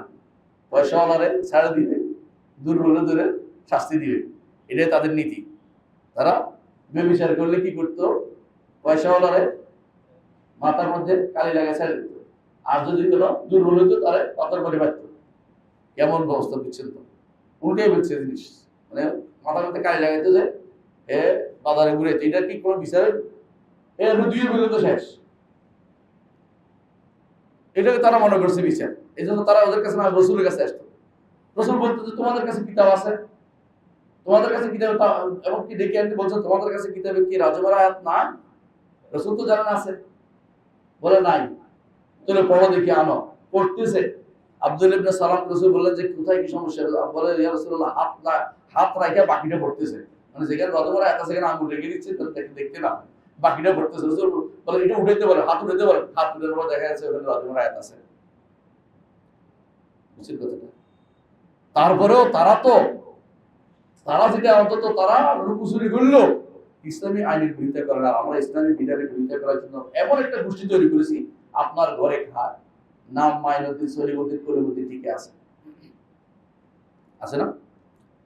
নবীদের নামে নামও থাকতে পারে, আবার একবারে বড় বড় নাম নিয়ে থাকতে পারে। এরা ইসলামের বিরুদ্ধে কথা বলতে সামান্যতম তাদের মুখে বাঁধে না। এরা যে আল্লাহর কাছে যেতে হবে আবার এই কথা তাদের মনে থাকে না। তো তিনটা জিনিসের কথা বলছিলাম একটা রাষ্ট্রের জন্য। মাস তিনটা জিনিস লাগে। একটা কি? ভূমি, তাই না? একটা হলো রাষ্ট্রপ্রধান, আরেকটা কি? জনগণ। তিনটা তো হয়েছে, আরেকটা হচ্ছে রাষ্ট্র কিভাবে চলবে, এটাও লাগে। এই চারটা জিনিসই মদিনাতে ছিল। এই জন্য মদিনা রাষ্ট্র হচ্ছে আমাদের জন্য আদর্শ, মডেল। এই মদিনা রাষ্ট্রের দিকেই ঘুরে দিতে হবে, ঘুরে ফিরে। কেউ কেউ সুযোগ পাইলে মদিনা রাষ্ট্রের বিচার কথা বলে, মিথ্যা কথা বলে, মদিনা রাষ্ট্র তো বাস্তবায়ন করবে না। মদিনা সনদ দিয়ে সেটা কি বিচার করবে? কেউ কেউ বলে মদিনা সনদ বিচার, তোমার মতো নারী কি রাষ্ট্রপ্রধান হইতে পারে? ইসলামের দৃষ্টিকে রাষ্ট্রপতি মদিনা সনদ দিয়ে বিচার করতে তুমিই নাই। মদিনা সনদ দিয়েছে বিচার করবে, ফাইজাই হয়েছে আরেকজনের ক্ষতি করার জন্য। দুনিয়ার সব শয়তান একত্র ছিল, সবদিকে কতগুলি শয়তান একত্র ছিল, বলতেও পারবেন না। বলা যতক্ষণ পারবেন এখন বলে যান, পরে হয়তো নাও বলতে পারেন। আমার এই সময় যা বলার সব বলে দিবেন, পরে এগুলি যে বারবার শোনাবেন। এটা আগের কথা বলা হচ্ছে, মনে রাখবেন। প্রথম জিনিসটা আলোচনা করতে চাই, আমি সবগুলো আলোচনা করবো, ইসলামের রাষ্ট্রের যে মূল আলোচনাগুলো করবো, যা একেবারেই দরকার, ইমামত ও খেলাফত বা রাষ্ট্রপ্রধান যেটা দরকার। এখানে দেখবেন কেউ বলবো যে এটা ইমামত, আমি ইমামত বলবো না, ইমাম বলবো না, খলিফা বলবো, কেউ বলবো আমির বলবো, কেউ বলবো আমি রাষ্ট্রপ্রধান বলবো, কেউ প্রেসিডেন্ট বলবো, কেউ বলবো আমি প্রধানমন্ত্রী বলবো। এগুলি আমাদের কাছে বড় ধরনের বিষয় না। বিষয় হচ্ছে কি নীতিতে চলতেছে। তবে কিছু নিষিদ্ধ আছে, মালিকুল আমলাক বলতে পারবেন না। মালিকুল আমলাক বলছে শাহানশাহ, রাজাধিরাজ বলতে পারবেন না। ইসলাম কিছু নিষেধাজ্ঞা দিচ্ছে, ওটা বলতে পারবেন না। কিন্তু এমন যে নামে দেন না কেন আপনি, এটাকে যদি রাখাল নাম দেন আমার আপত্তি নেই, কিন্তু মূল কথা হচ্ছে কি করবে, তার ক্ষমতা কেটে জানতে হবে। ইসলামের পদ্ধতি কি? কোন পদ্ধতি? ইসলাম কি? একটা কথা অনেকে সবসময় শুনে আসে, এটা বলবেন, ইসলামের পদ্ধতি কি রাজতন্ত্র নাকি ভিন্ন জিনিস? ইসলামের আসলে রাজতন্ত্র জিনিসটা ইসলামের এই পদ্ধতিটা রাজতন্ত্রের পদ্ধতি না, সুতরাং তাই কোনোভাবেই না। কিন্তু রাজতন্ত্র ইসলামের অনেক বেশি কাছে। কেন কাছে বলে জানেন? সারা দুনিয়ার মানুষ স্বীকার করে, আপনি এখন যতদিন উঠেন না কেন, আপনারা জিয়াউর রহমানের ভালোবাসেন বলেই তার নাতি ভূতি বউ ভূত ছেলেদের ওদের তো দলে থাকে, তাই না? বিশ্বাস করবেন এটা? আরেকজন শেখ মুজিবুর রহমানের ভালোবাসছে বলেই তাদের পিছনে পিছনে হাসছে, ঠিক না? তো বোঝা গেল মানুষ যতই চেষ্টা করুক না কেন, বটবৃক্ষকে মানুষ মনে করে একটা বিশাল কিছু। পরিচিতির মাধ্যমে মানুষ থাকতে চায়, অপরিচিতের কাউরে মানুষ ভোট দিতে চায় না। মানুষ যখন দেখে অমুকের গোষ্ঠীর মধ্যে ভালো কাজ করেছে, তখন বলে যে ওই ভালো পারবে আমাদের ভালো কিছু করতে। তাহলে বোঝা গেল আপনি যতই বলেন না কেন যে তথাকথিত গণতন্ত্র, ঠিকই রাস্তার কাউরে বানান না, খোঁজ দেন এটা কেমন কাজ করে, তার কি পরিবার কি, কেমন কি পরিচিতি কি, তখন তারা বড় চিন্তা ভাবনা করেন সে কি দান করে কিনা, এলাকাতে যখন মানুষের বন্যা হয়েছিল আসছিল কিনা, আপনি ওইটাও দেখেন। এর অর্থ হচ্ছে এই জন্য ইসলাম বলে রাজতন্ত্র অনেকটাই ইসলামের কাছাকাছি। তবে রাজারা সব ইসলামিক পদ্ধতি আমি বলবো না, ইসলামিক পদ্ধতি অনন্য, কোনো সন্দেহ নেই। এটা খেলাফত পদ্ধতি অনন্য, এটা খেলাফত। রাসূলুল্লাহ সাল্লাল্লাহু আলাইহি ওয়াসাল্লাম এটাই বলছে। খেলাফত শব্দের অর্থ কি? খেলাফত শব্দের অর্থ কি বলতে পারবেন? প্রতিনিধিত্ব। আহসানতা। খেলাফত অর্থ হলো প্রতিনিধিত্ব। এই প্রতিনিধিত্ব আরেকটা অর্থ আছে খেলাফতের, এটা কি বলে? আরেকটা অর্থ আছে খেলাফতের। হ্যাঁ কি? না, খেলাফতের একটা অর্থ আছে প্রতিনিধিত্ব, কোনো সন্দেহ নেই। এই হিসাবে যে পরটা বলে বলতেছি, এই হিসাবে আপনি কিসের প্রতিনিধি? আপনি একটা হচ্ছে উত্তরাধিকার, খেলাফত খলিফা, একজন চলে গেছে আরেকজন স্থান দিচ্ছে, আর প্রতিনিধি হচ্ছে আরেকজন পক্ষ থেকে আপনি দায়িত্ব আদায় করতেছেন। যখন আপনি খলিফা হবেন, অর্থ হচ্ছে আপনি আল্লাহর বিধান প্রবর্তনে আপনি এই কাজটা করে যাবেন, আপনার দায়িত্বপ্রাপ্ত হয়েছেন, দায়িত্বপ্রাপ্ত। আর যখন আরেকটা খলিফা, অর্থ হচ্ছে একজন নাই আরেকজন তার স্থলাভিষিক্ত হয়েছে। স্থলাভিষিক্ত হওয়ার অর্থে কিন্তু আমরা খলিফা বানাই না, কারণ স্থলাভিষিক্ত আল্লাহর কোনো স্থলাভিষিক্ত কেউ নাই। আমরা প্রতিনিধি বানাই আল্লাহর বিধানকে বাস্তবায়ন করার জন্য, তাদের কাজ বুঝে আসছে কথাটা? এখন একজন আরেকজনকে দেখার ভিত্তিতে আপনার যখন বাসা থেকে চলে যান, সফরে যান, তখন কি বলেন? আল্লাহুম্মা আনতাস সাহিবু ফিস সাফর ওয়াল খলিফাতু ফিল আহলি ওয়াল মাল। আল্লাহ, আমি চলে গেলেও আপনি আমার পরিবারকে দেখে শুনে, আল্লাহ দেখবি না, দেখার দায়িত্ব, বুঝেন না? এইটা হচ্ছে তাদের দায়িত্ব। এই হিসেবে তারা দেখারও দায়িত্ব রয়েছে, উম্মতের তাদের অধীন যতগুলি মানুষদেরকে দেখার দায়িত্ব তাদের রয়েছে। এই হিসেবে তারা কি খলিফা, বুঝছেন তো কথাটা? দেখার দায়িত্ব হিসেবে, রাখাল হিসেবে, কুল্লুকুম রাইন বা কুল্লুকুম মাসউলুন আন রাইয়াতি, হিসেবে হচ্ছে তাদের কাজ। এই খিলাফত প্রতিষ্ঠা করা বা এই ইমামত প্রতিষ্ঠা করা, এটা হচ্ছে ফরজে আইন, ফরজে কিফায়া। এটা হচ্ছে ফরজে কিফায়া, না হলে সবাই গুনাহগার হবে। এটা ইজমাই মাসাল। তবে এইটাকে খেলাফত বলেন আর ইমারত বলেন, এটা হচ্ছে আপনাদের পার্থক্য। খলিফা হওয়াই নিয়ম, মুসলিম বিশ্বের একজন খলিফা হবে, এটাই নিয়ম। ভিন্ন ভিন্ন অবস্থা কখন হয়? যখন এটা হওয়া সম্ভব হয় না তখন। এখন যেমন আমাদের এখন অবস্থা বিরাজ করছে, যে অবস্থাটা কখনো প্রশংসার জিনিস না, আর এটা হওয়া এখন প্রায় অনেক দুর্ভাগ্যমান হয়ে দাঁড়িয়েছে যে সবাই মিলে একজনকে খলিফা বানাবে। কারণ বাংলাদেশি বলবে যে আমি আমার এলাকার লোক চাই কি খলিফা, পাকিস্তানি বলবে যে আমার এলাকার লোক খলিফা হবে, হ্যাঁ, ইন্দোনেশিয়ান বলবে যে আমরা সবচেয়ে বড় রাষ্ট্র বিশ্বের মধ্যে, জায়গার দিক থেকে মানুষের দিক থেকে না হইলেও আমাদের দেশে খলিফা হবে। আর ওরা বলবে যে অসম্ভব, ওরা তো ইসলামে জানে না, ওরা কিসের খলিফা হইবে। আর তুরস্ক বলে আমরা লিড দিছি সারা বিশ্বকে, আমরাই খলিফা হবো। এই বেদালে কেউ কিন্তু শান্তি পাবে না। খেলাফত আন্দোলন করলে খেলাফত পাওয়া যায় না, এটা ভুয়া কাজ। খেলাফতের জন্য মূল কাজ হচ্ছে ইসলাম দিয়ে মানুষকে বোঝান, জাতীয়তাবাদ ছাড়েন, একজন যোগ্য ব্যক্তিকে মানেন। এই মাথা যেদিন আসবে সেদিন আপনার বাঙালি বলবে না যে বাঙালি হইতে জরুরি না, পাকিস্তানি বলবে পাকিস্তানি হওয়া জরুরি না, আরবি বলবে যে না আরবিয়ান হওয়া জরুরি না। যদি কোরাশি হওয়া তো এমনি খেলাফতের শর্ত, খলিফা হওয়ার শর্ত। সেই হিসাবে যদি কোনো আরবি না হয়, খলিফা আরবি কোরাশি হয়ে যায়, অর্থাৎ কোরাশি হয়, সেদিন আরবি ভাষী কোনো কারণে না শিখলো, তার কোনো অসুবিধা আসে না। কিন্তু সাধারণত আরবি সত্যিকার যারা কোরাশি, তারা আরবি ভাষা থেকে ছেড়ে আসেনি। আমাদের দেশে অনেক কোরাশি আছে, হ্যাঁ, ভারতে আছে অনেক কোরাশি, বা আমরাও করে দিই মুসলমান দেশে, নামও বলে কোরাশি, প্রত্যেক কোরাশি নাম দিলে হয়। অনেক এরকম কোরাশি অভাব নাই, মিথ্যাচার। বাংলাদেশে অনেক আছে পীররা তো সৈয়দ, সৈয়দ কি, যে বাপের নাম সৈয়দ আলী ছিল, সৈয়দ দিয়েছে, এখানে সৈয়দ আলী লোক থেকে মান বাপ্তা আমালুহু লাম ইউসরা বিহি নাসাবু, যার আমল তাকে দূরে সরিয়ে দিবে, ইসলাম তাকে, তার নসব বংশ তাকে আগিয়ে দিবে না।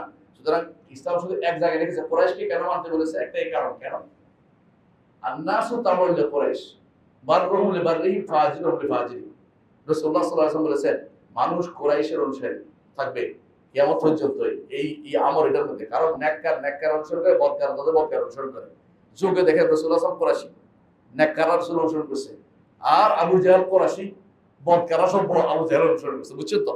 মানে নেকের বদের উভয় দিক থেকে কুরাইশিদেরকে সবাই দুনিয়া মেনে নিয়েছে, এখনো সেটা মানবে, এটা স্পষ্ট। এই জন্য রাসূল তাদেরকে এটা বলেছে যে এই থাকতে এখনো আমরা যে কুরাইশি দেখি মনে করি যে এদের যোগ্যতা বেশি, ভালোই মানুষ মনে করে, এটা কারণে এলমেটিক সঙ্গীত ভালো থাকে। এলেম না থাকলে কুরাইশি দিয়ে কাজ হবে না। অনেকে আসে 36 নম্বর ফ্রি মেশনে যুক্ত আছে, আবার রাষ্ট্রপ্রধানও আছে, আবার দাবি করে আমি হাসেনি, কারণ নাম বলবো না, বুঝে নিতে পারলে বুঝে না থাক। এরকম ফ্রি মেশনের মধ্যে যুক্ত 36 নম্বর বুঝে একটা ধাপ আছে ফ্রি মেশন। ফ্রি মেশন জিনিসটা শিখতে পারলে, জানতে পারলে অনেক লম্বা জিনিস বলতে পারবো না এক সময়। মনে রাখবেন, রাষ্ট্রপ্রধান নির্বাচন করতে হবে। রাষ্ট্রপ্রধান যদি সমস্ত খেলাফত প্রতিষ্ঠা না হয়, রাষ্ট্রপ্রধান নির্বাচন করতে হবে। আল্লাহ তাআলা বলেছেন, ইয়া আইয়ুহাল্লাযীনা আমানু আতিউল্লাহ ওয়া আতিউর রাসূলা ওয়া উলিল আমরি মিনকুম। উলিল আমরি মিনকুম, উলিল আমর লাগবে। আল্লাহ বলছে আনুগত্য করতে, উলিল আমর না থাকলে আনুগত্য কার করবেন? রাষ্ট্রপ্রধান লাগবে। দ্বিতীয়ত আল্লাহ বলছেন, ফাহকুম বাইনাহুম বিমা আনজালাল্লাহু ওয়া লা তাত্তাবি'উ আহওয়া'হুম। তাদের মধ্যে বিচার করুন, আল্লাহ যা নাযিল করেছে তা দিয়ে। প্রবৃত্তির অনুসরণ করবেন। বিচার কে করবে? অর্ডার কার উপর? আপনি করবেন। এই অর্ডার কার জন্য? রাষ্ট্রপ্রধানের জন্য। রাষ্ট্রপ্রধান নাই তো কিভাবে চলবে? রাষ্ট্রপ্রধান লাগবে। আল্লাহ তাআলা আরো বলছে, ওয়া আনিহকুম বাইনাহুম বিমা আনজালাল্লাহ ওয়া লা তাত্তাবি'উ আহওয়া'হুম। অন্য আয়াতে বলছে তাদের মধ্যে আপনি আল্লাহর বিচার, আল্লাহ যা নাযিল তা দিয়ে বিচার করুন। রাষ্ট্রপ্রধান লাগবে, কোনো সন্দেহ নেই। আল্লাহ তাআলা কোরআনে কারীমে সূরা হাদীদের মধ্যে বলছেন যে আনজালাল হাদীদা ফি বাসুন শাদীদ ওয়া মানাফিউ লিন-নাস। হাদীদ নাযিল করেছি, হাদীদ আর কিছু কোরআনের কথা, অর্থাৎ কোরআন দিয়ে কিছু মানুষ শুদ্ধ হবে, কিছু মানুষ রাষ্ট্রপ্রধান দিয়ে শুদ্ধ হবে। বুঝাইছে কথাটা? এটাও এই জন্য রাষ্ট্রপ্রধান লাগবেই। রাষ্ট্রপ্রধান নাই, 3 দিন ছিল না, দেশে কি হয়েছে বলেন তো? মানুষ ঘর থেকে বেরোতে পারে, মানুষ ঘর থেকে বেরোতে পারে 3 দিনের অবস্থা। চিন্তা করে দেখুন, রাষ্ট্রপ্রধান লাগবেই। এই জন্য রাষ্ট্রপ্রধান ভালো হলে আমাদের হইল, ভালো না হলে আমাদের বিরুদ্ধে গেল, কিন্তু রাষ্ট্রপ্রধান লাগবে। এই জন্য রাষ্ট্রপ্রধান অবশ্যই নির্বাচন করতে হবে। কোনোদিন রাষ্ট্রপ্রধান ছাড়া কোনোদিন আইন বাস্তবায়ন করা সম্ভব হয় না। রাসূলুল্লাহ সাল্লাল্লাহু আলাইহি ওয়াসাল্লাম কি বলেছেন? মান মাতা ওয়া লাইসা lahu উনুকি বাইয়া মাতা মিতাতান জাহিলিয়া। যে ব্যক্তি মরে গেছে অথচ তার কাঁধে কি নাই? বায়াত নাই, সে তো জাহিলিয়াতে মৃত্যুবরণ করেছে। হাদিস এটা তো সবাই কাছে খুশি, অনেকেই মুখস্থ জানে। এটা দিয়ে কি দলিল দেয়? আমিরের বায়াত, সংগঠন আমিরের বায়াত। আস্তাগফিরুল্লাহ, এটা তাহরিফ। এটা রাসূলুল্লাহ সাল্লাল্লাহু আলাইহি ওয়াসাল্লামের হাদিসকে নিজের স্বার্থে ব্যবহার করেছে। এই বায়াতের কথা রাসূল সাল্লাল্লাহু বলেন নাই, রাষ্ট্রপ্রধানের বায়াতের কথা বলেছে। এই জন্য, কারণ আরবের জাহিলিয়াত কেন বলছে বুঝেন? আরবে জাহিলিয়াতে কোনো আমির ছিল না, রাষ্ট্রপ্রধান ছিল না, একে অপরের মারতো, কারো কাছে বিচারের জন্য যাইতে পারতো না। গোত্রপ্রধান শক্তিশালী হলে মেনে নিত, গোত্রপ্রধান শক্তিশালী না হলে কিছু গোত্ররা চুপ করে বসে দেখতো। কবি বলতেছে, আমার কবিলা একেবারেই দুর্বল, তারা কারো কোনো ক্ষতি করে না। আরব রাষ্ট্রে ধরো ক্ষমতা থেকে তখন জোরে অনেক ভয় পায়, তো আমরা কারো কোনো ক্ষতি করি না, আমরা খুব দুর্বল মানুষ, চুপচাপ বসে থাকে। কবি বলতেছে এটা কবি বলতেছেন তাদের পুত্র না, আরব ছিল এই অবস্থা, যার কোনো ক্ষমতা নাই তারা যার ক্ষমতা আছে খেয়ে হতো। কিরকম হইতো? আপনার গোত্র যদি কোনো 2 জন মারা গেছে, আপনার গোত্র শক্তিশালী, আপনি ওদের 10 জন মেরে ফেলবেন, আর ওদের 10 জন মরে গেছে, আপনি 1 জন মেরে ফেলবেন। কেন? আপনি শক্তিশালী এই জন্য। এগুলো কেন হয়? কারণ কোনো রাষ্ট্রপ্রধান নেই, এই জন্য। বুঝছেন তো? এই জন্য ওই সময় জাহিলিয়াত চলছে। রাসূল যে বলেছেন, যে ব্যক্তি মারা গেল অথচ কাঁধের মধ্যে কোনো বায়াত নেই, সে ব্যক্তি জাহিলিয়াতে মৃত্যু করবে। বাস্তব এটা জাহিলিয়াতি অবস্থা ছিল, কোনো রাষ্ট্রপ্রধান ছিল না। আর এখন বানাচ্ছেন এটাকে টেনে এনে কি বানাইছে? আমিরের বায়াত। আল্লাহকে ভয় করুন। এই সমস্ত বই অবশ্যই আপনারা পরিবর্তন করুন, যারা এগুলি লিখে রাখছে। আল্লাহকে ভয় করুন। অধিকাংশ দেখি মাশাআল্লাহ আপনারা সালাফিদের মধ্যে দেখি লেখে, যারা সালাফিরা লেখে তাদেরকে উচিত নতুন করে শিক্ষা গ্রহণ করা। দিন আপনার এই কোরআনের মধ্যে শিখলে হবে না, দিনকে তার আসল থেকে শিখতে হবে, যেখান থেকে দিন শিক্ষা দেওয়া হয়েছে। এই জাতীয় বায়াত ইসলামে নাই। অনেকে দেখলাম দলিল দিচ্ছে, রাসূলুল্লাহ সাল্লাল্লাহু আলাইহি ওয়াসাল্লাম বায়াত দিচ্ছেন কোথায়? বায়াতুল আকাবাত, এটা দিয়ে দলিল নিয়ে গেছে আমিরের বায়াত হয়ে গেছে। 1 নম্বর হচ্ছে রাসূল বায়াত নিয়েছেন, তিনি রাসূল হিসাবে এই বায়াত পরবর্তী আর কেউ নেয় নাই, কারণ তখন রাসূলের কি জন্য আলাল হিজরাতি ওয়ান নুসরা, আমি হিজরত করব, তোমরা আমাকে সাহায্য করবে। এই জন্য রাসূল মদিনা যখন গেছেন, যখন যুদ্ধ করতে যাচ্ছেন বদরে, বারবার সাহাবীদের আনসার বলতেছেন, আশিরু আলাইয়া আইয়ুহান নাস, মানুষ বলো আমি কি করব বলো। মুহাজিররা দাঁড়িয়ে দাঁড়িয়ে বলতেছে যে ইয়া রাসূল আপনি যেখানে আমরা যুদ্ধ করব। রাসূল কিছু বলে না, বলে বারবার বলতেছে মানুষ বলো, কেন বলবে।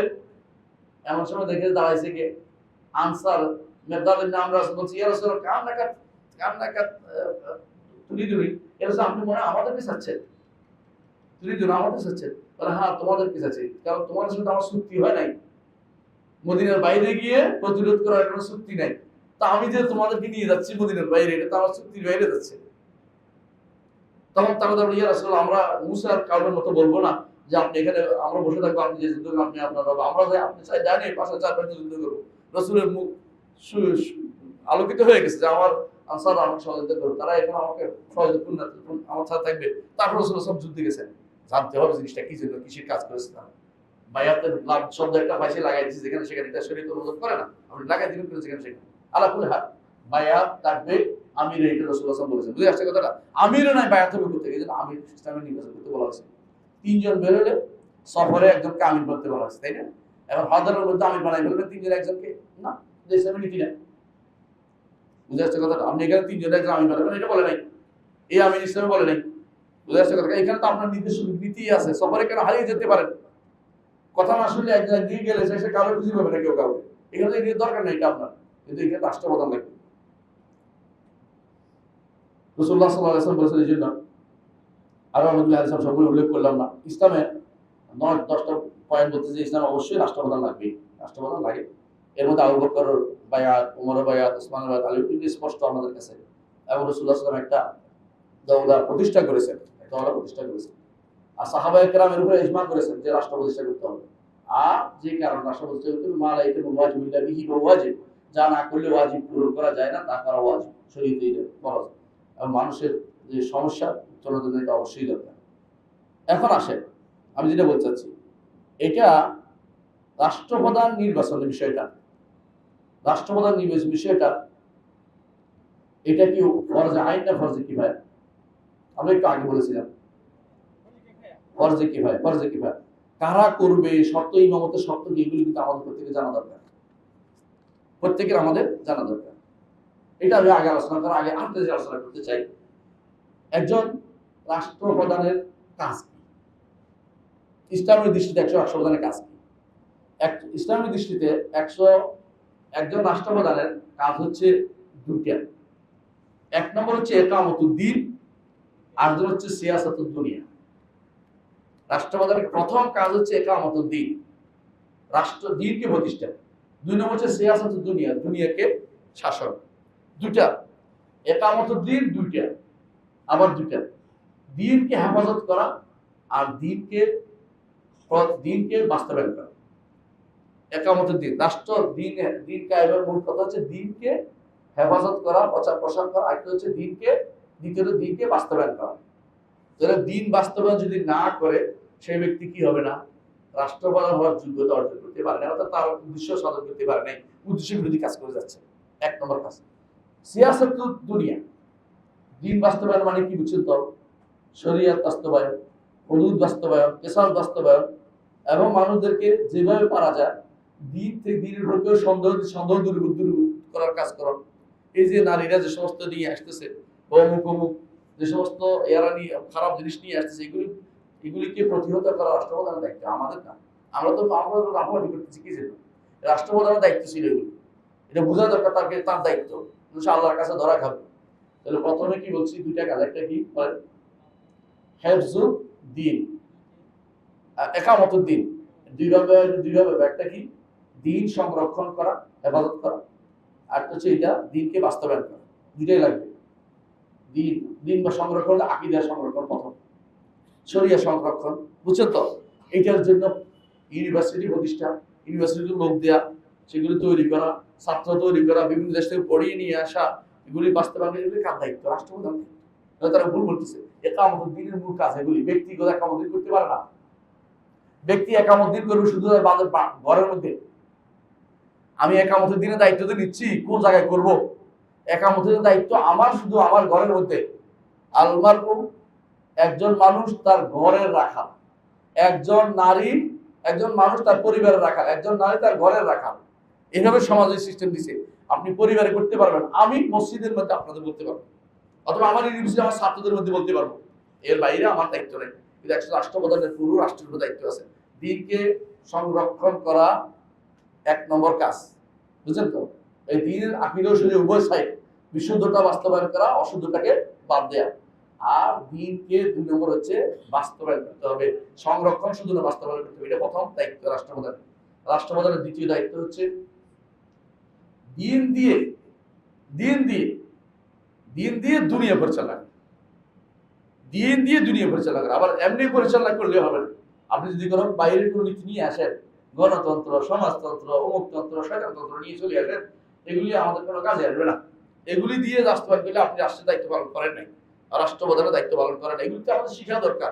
আমি যদি কোনো এই জিনিসটা আমরা যদি কোনো আগে থেকে প্রতি ঘরে ঘরে শিখাইতে পারতাম, আমাদের যারা রাষ্ট্রপ্রধান হয় তারা কি ভুলে যেতে পারতো? তারা মনে করতো আমি দিন থেকে তো বেরিয়ে যাচ্ছি, এটা করলে তো আমি দিন থাকতে পারতেছি না। আমাদেরকে, আমাদের যারা সচিব হয়ে বসে আছে, আমাদের যারা ওই ডিসিএসপি হয়ে বসে আছে, ওরা কি দিন কি করতে হবে তারা বুঝে, তারা মনে করে তারা স্বাধীন হয়ে গেছে। আমরা নামাজ পড়ি, মসজিদে দান করি, মসজিদে 10টা ফ্যান দিছি আমি, আমার নাম দিয়ে একটা কি করবে, হ্যাঁ, একটা বড় ধরনের বাহাবা দিবে, এটা মনে করে বসে আছে। এটা তার দায়িত্ব মনে করতেছে যে আমার আরো বড় দায়িত্ব রয়েছে, এটা সাইডের কিছু দান, তার রিপ, তার হিপ, এটা বললে সব না করলে কোনো নাই, কিন্তু আমার বড় দায়িত্ব রয়েছে, এটা বাস্তবায়ন না করলে আমার এলাকায় যদি সরিয়ে বিরোধী কিছু হয়, এটা আমার আল্লাহ আমাদের দেবে। তার ডিসি দরকার, এটা স্পিরিচুয়াল জানা দরকার, তোমাদের জানা দরকার। এগুলো পরিবার থেকে শিক্ষা আসে নাই, তো প্রতিষ্ঠান থেকেও আসে নাই, তাদের ট্রেনিং এর মধ্যেও আসে নাই, সারা জীবন কোনদিন তারা পড়া নেই, তাদের উপর আপনি কিভাবে দিনটাকে এক করবেন? আমার বলেন তো, আপনার যদি অরণ্য রোধক সময় কিছু হবে না। কয়টা বলছি?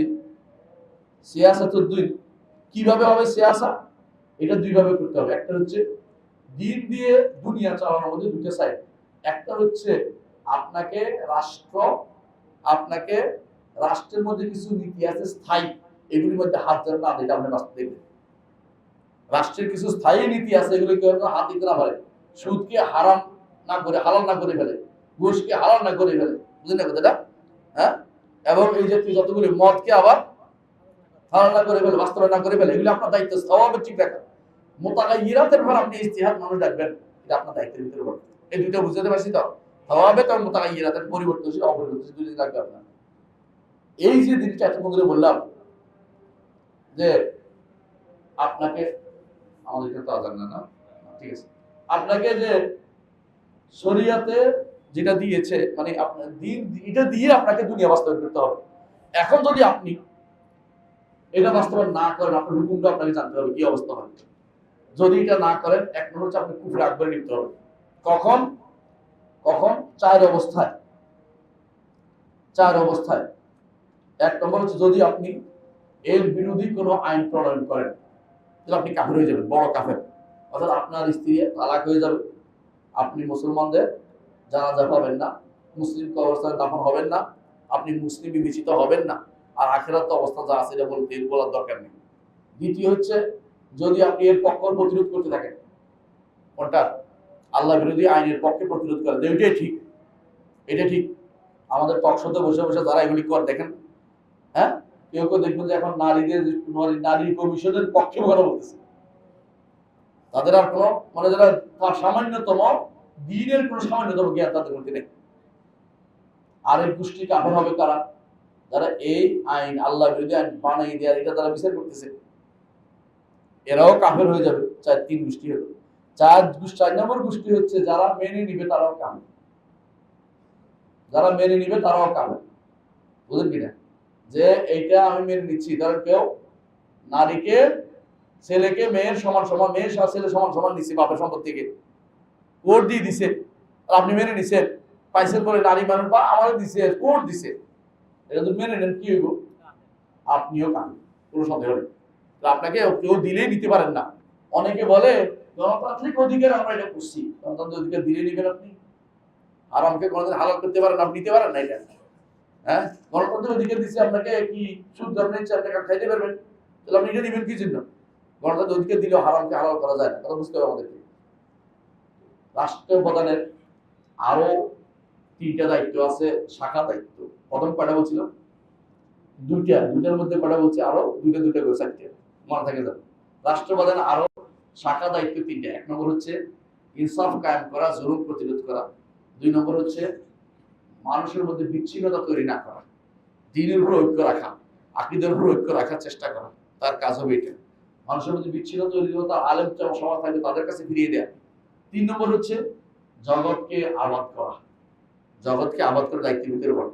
অর্থাৎ আপনি শুধু আল্লাহ কথাই বলে দেবেন তা না, আপনি মানুষের কল্যাণেও কাজ করে যাবেন। এটা আপনার দায়িত্ব। রাস্তাঘাট তৈরি করবেন, কালভার্ট তৈরি করবেন, মানুষ যেতে পারতেছে না করবেন, এটা আপনার দায়িত্বের ভিতরে পড়ে। আর কিভাবে এখন বলেন রাষ্ট্রপ্রধান নির্বাচিত হবে? আমি লম্বা করতে পারবো না, জানি না কতক্ষণ সময় পার হয়ে গেছে। আসলে তো লম্বা আসতে পারছি ইনশাআল্লাহ। আমি বলতে থাকি, আপনার শুনেন, কাজে লাগবে ইনশাআল্লাহ। রাষ্ট্রপ্রধানের দায়িত্বে আপনাদের পালন করতে হবে রাসূলুল্লাহ সাল্লাল্লাহু আলাইহি ওয়াসাল্লাম কিভাবে করেছেন সেটা এবং সাহাবায়ে কেরাম কিভাবে সেটা নির্দেশ করেন।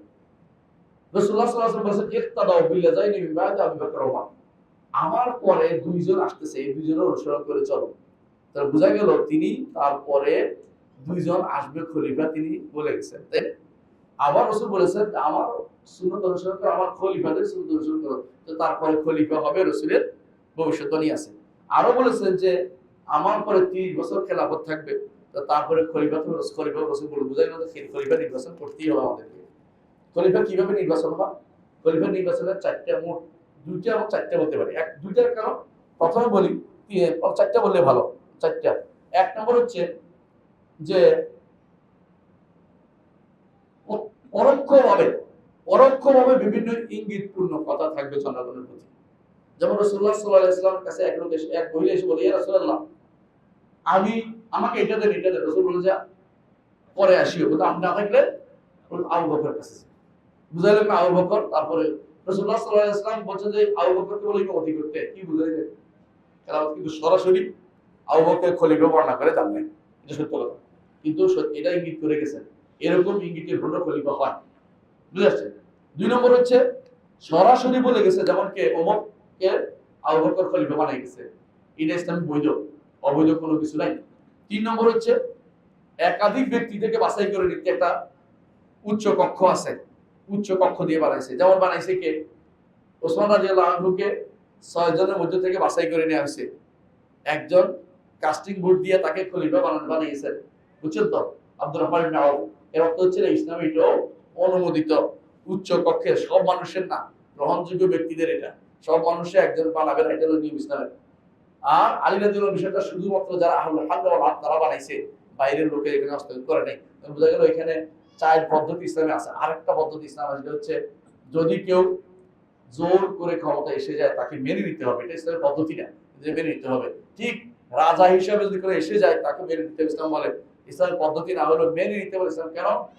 ইসলাম বলে শুরুতে কোনো কিছু অবৈধ থাকলেও শেষ পর্যন্ত যদি ভালো হয়ে যায় মেনে নিতে হয়। ইসলামের নীতিটা আছে, ইসলামের নীতিটা আছে। কথা বলছেন কিনা? শুরুটা যদিও ভালো না, শেষটা ভালো হইতে হবে। মানে শুরুটা অনেক সময় ঠিক মতো হয় না, শেষটা সুন্দর করে দিতে হয়। ইসলামের নিয়ম এটা। ইসলামের মধ্যে এরকম বহু কিছুই আছে, বহু কিছু আছে। অনুদান ছিল। এই জন্য এই জোর করে ক্ষমতা গেলেও দুই দেশে শরিয়া মোতাবেক ছাড়া তাকে মেনে নিতে ইসলাম বলেছে। ইসলাম হাদিস বহু আছে, এটার মধ্যে লম্বা, আমি এত হাদিস উল্লেখ করতে পারবো না, সময় নেই, আপনারা বুঝে নেবেন এটা। এখন বলেন কারা বানাবে? কারা বানাবে খলিফা? যে বানাবে, কারা বানাবে খলিফা? বানাবে কারা? এটা নিয়ে আমাদের দেশে যে সিস্টেম, গণতান্ত্রিক সিস্টেমে রাষ্ট্রপ্রধান বানায় কারা? যার একটা ভোট আছে সেই বানায়, যার একটা ভোট আছে সেই বানায়। ইসলাম বলে যে না, ইসলাম বলে যে ভোট দেওয়ার অধিকারী আপনাকে জানতে হবে। যে নামাজ পড়ে না সে ভোটার হতে পারবে না, সোজা কথা। সে যে যোগ্য এটা প্রমাণিত হবে মসজিদে আসে। ইমাম সাহেব বলবো যে লোকটা যোগ্য, নামাজি মানুষ। যে নামাজ পড়ে না সে ভোট পাবে। নামাজ পড়ে ইমানদার না ভোট পাবে, ভালো বুঝেন না কথাটা? অন্তত জাহিরুস সালাহ বলে এটাকে, প্রকাশ্যে সে ভালো, এরকম ব্যক্তি হতে হবে। বুঝে আসছে কথাটা? রাষ্ট্রপ্রধান ইমানদার হতে হবে। রাষ্ট্রপ্রধান, বুঝছেন, ইমানদার হতে হবে। যারা ভোট দিবে, যারা এক কথা বলি, ভোট দিবে যে সেও ইমানদার হতে হবে এবং তার বিবেক থাকতে হবে। পাগল না, অপবিত্রস্ত না, পুরুষ হতে হবে। এটা বললে তো কবে হ্যাঁ নারীদেরকে একপাশে করা হয়েছে না, নারীদেরকে আল্লাহ আল্লাহ আল্লাহ তাআলা বলছে অকারনা ফি বুয়ুতিকুন্না, ঘরে থাকো। নারীদেরকে এই নির্বাচনে অংশগ্রহণ করতে অনুমতি দেওয়া হয়নি। নিজেও হতে পারবে না, কাউকে ভোটও দিতে পারবে না। প্রমাণ হচ্ছে রাসূলুল্লাহ সাল্লাল্লাহু আলাইহি ওয়াসাল্লাম স্ত্রীদের মধ্যে আয়েশা রাদিয়াল্লাহু আনহা জীবিত ছিলেন, হাফসা রাদিয়াল্লাহু আনহা জীবিত ছিলেন, সবাই জীবিত ছিলেন, একজনও ওনাদের পরামর্শ দিতে যায়নি। না আবু বকরের সময়, না ওমরের সময়, না আলীর সময়, না ওসমানের সময়, কোনো সময় এর পরও যায়নি। কারণ তারা জানে যে এইটা এই জায়গাতে তাদের অ্যাক্সেস নাই, তারা হইতেও পারবে না, দিতেও পারবে না। এখানে শুধুমাত্র বিশেষ লোকেরাই শুধুমাত্র ভোট দিতে পারবে, অন্যরা এই ভোট দিতে পারে না। এটা নিয়ম নয়, নিতেও পারবে না, দিতেও পারবে না। তাহলে ভোট আহলুল হাল ওয়াল আকদ সম্পর্কে আমাদের জানতে হবে। দেখেন আহলুল হাল ওয়াল আকদ একটা ভুল, এত বড় ভুল কেন? তার শর্তগুলি আমাদের জানা দরকার, কারা হতে পারবে। আমি যদি কোনো ছোট কাল থেকে এই জিনিসটা মানুষকে জানা দিতে পারতাম, জ্ঞান দিতে পারতাম মানুষকে, তাহলে মানুষ কি আহলুল হাল একটা ভোটার হওয়ার জন্য অন্তত আমার বসে আসতে। আমি বলছি এটাই, সে বলতো আমি তো তোদের কোনো এইদের এই ইয়াতে পড়ি না, এই সোসাইটিতে আমি নাই, নামাজে না পড়ে এই সোসাইটিতে আমি নাই। আর এখন এই নাস্তিকতাদের সরাসরি চলতেছে আমাদের ইউনিভার্সিটি গুলো থেকে, এইভাবে ইয়া দিয়া বড় বড় এই কি বলে বিশাল বিশাল ইয়া দিয়ে মানুষ নাস্তিক বের করতেছে। হ্যাঁ, বড় বড় পাইপ দিয়া নাস্তিক বের করতেছে এগুলো দিয়ে। হ্যাঁ, আমার এই ছোট ভু দিয়ে কি হবে? নাস্তিক বের করতেছে এমনি বড় বড় ইয়া দিয়া, চুঙ্গা দিয়া। আর আমার ভু দিয়ে কি হবে?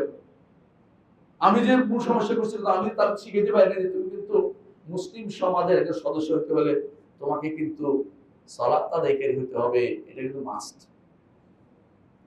তোমাকে বিধিবিধান মেনে চলতে হবে, শরীয়ত মেনে চলতে হবে, জাহেরুস সালাহ প্রকাশ্যে তোমাকে মেনে চলার মতো কাজ থাকতে হবে। ইসলাম বিরোধীদের মধ্যে তুমি কিন্তু দেখা না যায় তোমাকে।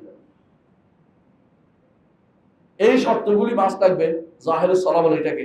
এমনকি চুরি করছে সেও ভোট দিতে পারবে না। ধরো চুরিতে বাঁধিয়েছে, চুরি করছে ইয়া করছে কি বলে শাস্তি সপ্ত, ভোট দিতে পারবে না, ভোট দিতে পারবে না। এবং দ্বীনি ইলমের একটা বিশাল অংশ তার মধ্যে থাকতে হবে, এবং সর্বশেষে মত দেওয়ার মতো যোগ্যতা তার থাকতে হবে। সবাই তো মত দিতে পারে না, সুতরাং এরা ভোট দিতে পারবে। এই শর্তগুলি অবশ্যই আমাদের জানতে হবে, কারা ভোট দিতে পারবে। এদের নাম হচ্ছে আহলুল হাল ওয়াল আকদ। এদের নাম হচ্ছে আহলুল হাল ওয়াল আকদ। আহলুল হাল অর্থ হচ্ছে যারা গিরা খুলতে পারে, আর আকদ হচ্ছে যারা গিরা লাগাইতে পারে। শব্দ অর্থ বুঝছেন তো? অর্থাৎ যারা গণ্যমান্য, যারা গণ্যমান্য ইসলামী দৃষ্টিকে, বর্তমান দৃষ্টিতে গণ্যমান্য কারা? হোমরা সোমরা। হ্যাঁ, বর্তমানে গণ্যমান্য এটা জঘন্য না, আমাদের গণ্যমান্য ইমানদার। হ্যাঁ, যারা ইমানের দিক থেকে যারা মানসম্মত, তারা শুধু ভোট দিতে পারবে, নিতে পারবে। এখন বলো এটা বললে তো অমুক দল হয়ে যাচ্ছে, তো আপনি অমুক দলের মতো আরো একটা ভালো করেন যে আপনারা ভাবেন আপনি আরেকজন হিংসা করে আপনি কাফের হয়ে যাবেন নাকি? ইমানদার না হলে ভোট পাবে না, এটা সিদ্ধান্ত নিতে হবে আপনাদেরকে। ভোট দিলে আপনি গুণাগার হবেন, ভোট নিলে তারাও যোগ্যতা অর্জন করতে পারবে না, তারা তো অধিকার রাখে না। বুঝতে পারছেন কথাটা? আহলুল হাল ওয়াল আকদ আপনাকে আগে কারা জানতে হবে, যারা মূল চালিকা শক্তি ইসলামী রাষ্ট্রের, যারা মূল লোক, তারা ইসলামী রাষ্ট্রের মূল লোক হচ্ছে আহলুল হাল ওয়াল আকদ, যারা গিরা দিতে পারে এবং গিরা ছুড়াইতে পারে, ছুড়াইতে পারে। এদের কাজ কি? এদের কাজ কি? এক নম্বর কাজ হচ্ছে তারা মজলিসে শুরা নির্বাচন করতে পারবে একটা অংশ, আরেকটা অংশ রাষ্ট্রপ্রধান নির্বাচন করবে। অনেকে চিনে না, রাষ্ট্রপ্রধান চিনে যে আলেম আছে নির্বাচন করে, তাই বলে আলেমদেরকে কিছু মনোনীত করতে পারবে। মজলিস শুরাতে কারা থাকবে? ওলামা, দিন বুঝে, দুনিয়া বুঝে দুই শ্রেণীকে মজলিস শুরা রাখবে। দিন মাস থাকবে, অতিরিক্ত তারা দুনিয়াও বুঝে, এই পরিস্থিতি কি করতে হবে, এই পরিস্থিতি কি করতে হবে এটাও বুঝে, এরকম থাকতে হবে। যে কম থাকে কম, দিনদারি তাদের মধ্যে অবশ্যই থাকতে হবে, মাস্ট। প্রথম সদস্য। আহলুস শুরা কখনো নারী হইতে পারে না, মজলিস শুরা কখনো নারী হইতে পারে না, নারী কোনো মজলিস শুরা সদস্য না। এই জন্য আয়েশা রাদিয়াল্লাহু আনহা এত বড় ফকিহা, কিন্তু কোনোদিন আবু বকর, ওমর, ওসমান, আলীর কোনো মজলিস শুরা সদস্য ছিলেন না। বুঝতে পারছি? কোনোদিন ছিলেন না। কখনো কখনো তারা কোন সাধারণ মানুষকে আনছেন যার মধ্যে যোগ্যতা আছে, কিন্তু তারপরেও মহিলাদেরকে আনেন নাই। আপনি মহিলাদের ভোটের জন্য, মহিলাদের একটা পদ পাওয়ার জন্য, 300 থেকে 600 বানানোর জন্য, এতগুলো সংরক্ষিত আসন পাওয়ার জন্য ব্যস্ত হয়ে পড়ছেন। আপনি কি জানেন যে এটা একটাও জায়েজ নেই? না জানলে আপনি জানার চেষ্টা করুন যে ইসলামে নাই। এখন বলতে পারতো মহিলাদের ইগনোর করেছে না, ইগনোর নয়, তাদেরকে আলাদাভাবে তাদের বক্তব্য তুলে ধরার জন্য ভিন্ন প্ল্যাটফর্ম দিয়ে দিবেন, কিন্তু এটা মজলিস শুরার সদস্য হবে না। তাদের বক্তব্য কি সমস্যা থাকলে তাদের কি সমস্যা উঠে দিবেন, মজলিস শুরা দেখবেন ঠিক আছে কিনা। তাই বলে কি তাদের অন্য কোথাও দেয় না, তাদের অন্য সব জায়গায় দিয়েছে। বিচারক হইতে পারবে না, মসজিদের ইমাম হইতে পারবে না, রাষ্ট্রপ্রধান হইতে পারবে না, মসজিদ শুরার সদস্য হইতে পারবে না, কথা বুঝেন। আর বাকি সে কি করতে পারবে, পড়াইতে পারবে, মেয়েদের স্কুলে পড়াইতে পারবে, চাকরিও করতে পারবে যেখানে তার পর্দার ব্যাঘাত না হয়, শরীয়ত বিধি না হয়, তার তো প্রয়োজনে স্বামীর অনুমতি করবে, করতে পারবে না, করতে পারবে না, কথা বুঝে। তাহলে বোঝা গেল যেখানে ব্যবসা করতে পারবে সে শরীয়তি নিষেধ নেই, যদি কোনো শরীয়ত মোতাবেক সে চলতে পারে এবং তার সেখানে হুরমত লঙ্ঘিত না হয়, শরীয়ত কোনো কিছু পরিবর্তিত না হয়, তাহলে করতে পারবে, নিষেধ নেই শরীয়তে। কারণ আমাদের মা খাদিজা রাদিয়াল্লাহু আনহা তিনি ব্যবসা করতেন, তবে তিনি কি বাজারে গেছিলেন না একা একা ঘুরে বেড়াইছেন কোথাও? আর যারা মাঝে মধ্যে দেখবেন দুই একজন খুব বড়াই করে বলে আমাদের মা তিনি তো ব্যবসা করেছেন, তুমি ব্যবসা করেছো, তোমার মতো ছিল, তোমার মতো হ্যাংলামি করছে, দুনিয়া হাঁটে বেড়াইছে, পুরুষের সাথে যেখানে সেখানে বসে আছিল, এই চিন্তা তো আমাদের মায়েদের ছিল না। তোমরা তো ইউরোপিয়ানদের থেকে আনছো, কাঠের থেকে নিয়ে আসছে চিন্তা ভাবনা। তাহলে এক নম্বর কাজ হচ্ছে তারা কি করবে, মসজিদ শুরুর একটা অংশ তারা নির্বাচন করবে, আরেকটা অংশ কে নির্বাচন করবে? রাষ্ট্রপ্রধান নিজে বাছাই করে নিতে পারবে আলেমদের থেকে, যে তাদেরকে কেউ চিনে না, এমনি চিনছে যারা যোগ্য, তারা তার থেকে একটা অংশ নিয়ে করে দিতে পারবে, তার যোগ্যতা আছে। দ্বিতীয়ত তারা কি করবে, খলিফার জন্য নির্বাচন করতে পারবে, সরাসরি করতে পারবে, অথবা মসজিদ শুরা আল হাদ মসজিদ শুরা করতে পারবে। বায়াত তারা অনুষ্ঠিত করতে পারবে, বায়াত দিতে পারবে, বায়াত তাদের থেকে বায়াত নেবেন কে? খলিফা। দ্বিতীয় হচ্ছে তারা প্রয়োজনে বাছাই করতে পারবে, খেলাফত যারা খলিফা হওয়ার যোগ্য তাদের মধ্যে তারাই বাছাই করে নিতে পারবে। যেমন বাছাই করছে কে? 6 জনে বাছাই করছে, একজন 3 জনে করছে ওসমান, 3 জনে করছে আলী। বুঝছেন কথাটা? তো আব্দুর রহমান ইবনে আউফ তখন এক পক্ষে গেছেন, ওই পক্ষে পাশ করে গেছে, বুঝছেন তো? জি। আর তারা বায়াত যে বেশি উপকারী তার হাতে বায়াত করতে পারবেন, এমনকি সর্বশেষ তারা রাষ্ট্রপ্রধানকে বরখাস্ত করতে পারবে, এই ক্ষমতা রাখে। বুঝলেন কথাটা? বরখাস্ত করার নিয়ম কখন করবে সেটা বলতেছি, কিন্তু বরখাস্ত ক্ষমতা রাখে, তাদের হাতে এটা আছে। কিন্তু আহলুল হাদিসের সদস্য কয়জন হবে এটা ইজতিহাদের বিষয়। রাষ্ট্র অনুসারে, জনগণ অনুসারে যেখানে যেটা প্রয়োজন সেখানে সেটা বাস্তবায়ন করতে হবে, এর ইজতিহাদের জায়গা আছে এখানে। যে আমি এখানে 100 জন নেবো বা 200 জন নেবো, 500 জন নেবো, 600 জন নেবো, আমি ভাগ করে নেবো, অঞ্চল ভিত্তিক নেবো, অথবা আমি মানুষ ভিত্তিক নেবো, ভিত্তিক নেবো, এটা হতে পারে। যে আমরা এই মতে যারা বিশ্বাসী আমরা এটাতে নিচ্ছি, সুন্নিদের থেকে এতগুলি, শিয়াদের থেকে এত নিয়ে, শিয়াদের কোনো জায়গা নেই, জায়গা দিয়ে তাদেরকে কোন জায়গাতে তাদের পক্ষ থেকে তারা যদি কেউ বলে, আর অন্যরা কি অন্যান্য কাফেররা আছে তাদের পক্ষ থেকে আলাদা ছোট নিম্ন কক্ষ হইতে পারে, উচ্চ কক্ষে কোনোদিনে আকীদা নষ্ট অথবা ঈমান নষ্ট অথবা শরীয়ত বিরোধী এরকম কাউকে, অথবা ইসলাম বিরোধী কোনো কাউকে সেখানে জায়গা হবে না। সোজা কথা, এটা স্থায়ী বডি, ইসলাম রাষ্ট্রের স্থায়ী বডি কোনো পরিবর্তন হতে পারে না, কথা বলছে। হ্যাঁ, একজন মরে গেলে একজন জায়গা হবে, কে নিবে? তখন সে আবার যোগ্যতার ভিত্তিতে আসবে, ইসলাম এবং আকীদা শরিয়া মেনে চলে এরকম থেকে যোগ্যতার ভিত্তিতে আসবে। ইমামের কি, একজন রাষ্ট্রপ্রধানের কি যোগ্যতা থাকতে হবে? মুসলিম হতে হবে, প্রাপ্তবয়স্ক হতে হবে, বিবেক থাকতে হবে, স্বাধীন হতে হবে, পুরুষ হতে হবে, দ্বীনের পর্যাপ্ত জ্ঞান থাকতে হবে, পর্যাপ্ত। আমরা আলেম বানাচ্ছি না এখন, কাউকে বলিনি আলেম, পর্যাপ্ত জ্ঞানী হতে হবে, দ্বীন সম্পর্কে জানে, অযোগ্য নয়, একেবারে দ্বীন সম্পর্কে কিছু বুঝে না। আমাদের লোকেরা তো নামাজ পড়তেও জানে না, নামাজও পড়তে জানে, নামাজও পড়তে জানে, আমাকে প্রতিদিন যেটা লাগে 5 বার, হ্যাঁ, এটাতে পারে না। আমরা এরপরে ভোটটা কি করবো, ওটা 300 কি বুঝবে? তারপরে ন্যায় পরায়ণ হতে হবে এবং শারীরিকভাবে যোগ্য, অর্থাৎ সাহসী হতে হবে এবং শরীয়ত বাস্তবায়নের মতো নিতে পারবে, ভার নিতে পারবে, যে কোনো মূল্যে আল্লাহর শরীয়তকে বাস্তবায়ন করবে। এবং শারীরিক যোগ্যতা, মানসিক যোগ্যতা সম্পন্ন হতে, মানসিক যোগ্যতা থাকতে হবে। আর এইটার জন্য পাগল হওয়া যাবে না। যদি মাসলাহাত না থাকে যে আমি পাওয়ার জন্য আমাকে দিতে হবে, এরকম না। হ্যাঁ, তিনি চাইবেন তো যাকে যোগ্য মনে করে দেবেন, জোর করে নেওয়ার মতো মানুষ না থাকবে, তখন মানুষ নির্বাচন করে, ঠিক আছে। এখন বললাম, সংক্ষেপ শেষ করবো, সব দেরি করবো না, যে একজন রাষ্ট্রপ্রধানের দায়িত্ব তো আমরা বলেছি না কি করতে হবে। রাষ্ট্রপ্রধানের দায়িত্ব আদায়ের পরে যেটা থাকে সেটা হচ্ছে, রাষ্ট্রপ্রধান আরো কিছু দায়িত্ব আছে, এগুলো সম্পদ আয় আহরণ করা ও সম্পদ ব্যয় করা। যেটা কথা আমি ইঙ্গিত করেছিলাম। সম্পদ কোত্থেকে আয় করতে হবে? ইসলাম হচ্ছে যাকাত, খারাজ, জিজিয়া, অসুর, কানায়, ভাই এবং বিভিন্ন যেগুলো বর্তমানে বিভিন্ন যে সমস্ত এগুলো সম্পদ আয় করবেন। ব্যয় করবেন কোথায়? ব্যয় করবেন বিচারক মুসলিমদের ইয়াতে লেখাপড়ায়, এবং তাদের ব্যয় করবেন তাদের বিভিন্ন রাষ্ট্র পরিচালনা বিভিন্ন খাত ব্যয় করতে পারবেন। এমনকি যেখানে নসিহত হচ্ছে এটা মজলিস শুরুতে বেশ করতে পারবেন, এবং এটা যদি তারা তিনি মজলিস শুরু রাখতে পারবেন। তার হক কি? তার অধিকার তো জানলেন, যেটা কি করবে জানেন। তার হক হচ্ছে তাকে আনুগত্য করতে হবে, তার আনুগত্য করা ফরজ। তবে এই আনুগত্য মতলক না, অর্থাৎ নিঃশর্ত না। এই আনুগত্য শর্তযুক্ত, অর্থাৎ যতক্ষণ সে আল্লাহ রাসূলের কথা শুনে ততক্ষণ তার আনুগত্য শুনতে হবে, মানতে হবে। শরীয়ত বিরোধী কিছু হলে মানা যাবে না, বুঝছেন তো? দ্বিতীয় শর্ত, দ্বিতীয় তার কর্তব্য হচ্ছে তার সাহায্য করা, তাকে সাহায্য করতে হবে। 3 নম্বর কর্তব্য হচ্ছে তার প্রতি কল্যাণকামী হতে হবে, কল্যাণকামিতা। 4 নম্বর শর্ত হচ্ছে সে যদি কোনো সম্পদ চায়, রাষ্ট্র পরিচালনা পারে না, তখন অতিরিক্ত সম্পদ তাকে দিতে হবে, একটা অংশ দিতে হবে।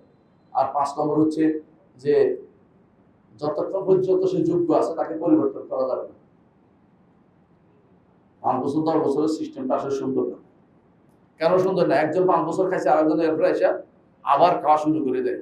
এরপর তাড়াতাড়ি করে আবার যে 5 বছর তো আমি থাকতেই পারবো না, তত পারি তত বিদেশে পাচার করি। খুবই খারাপ জিনিস। কি কি কারণে একজন রাষ্ট্রপ্রধান থাকতে পারবে না ইসলামী রাষ্ট্রে?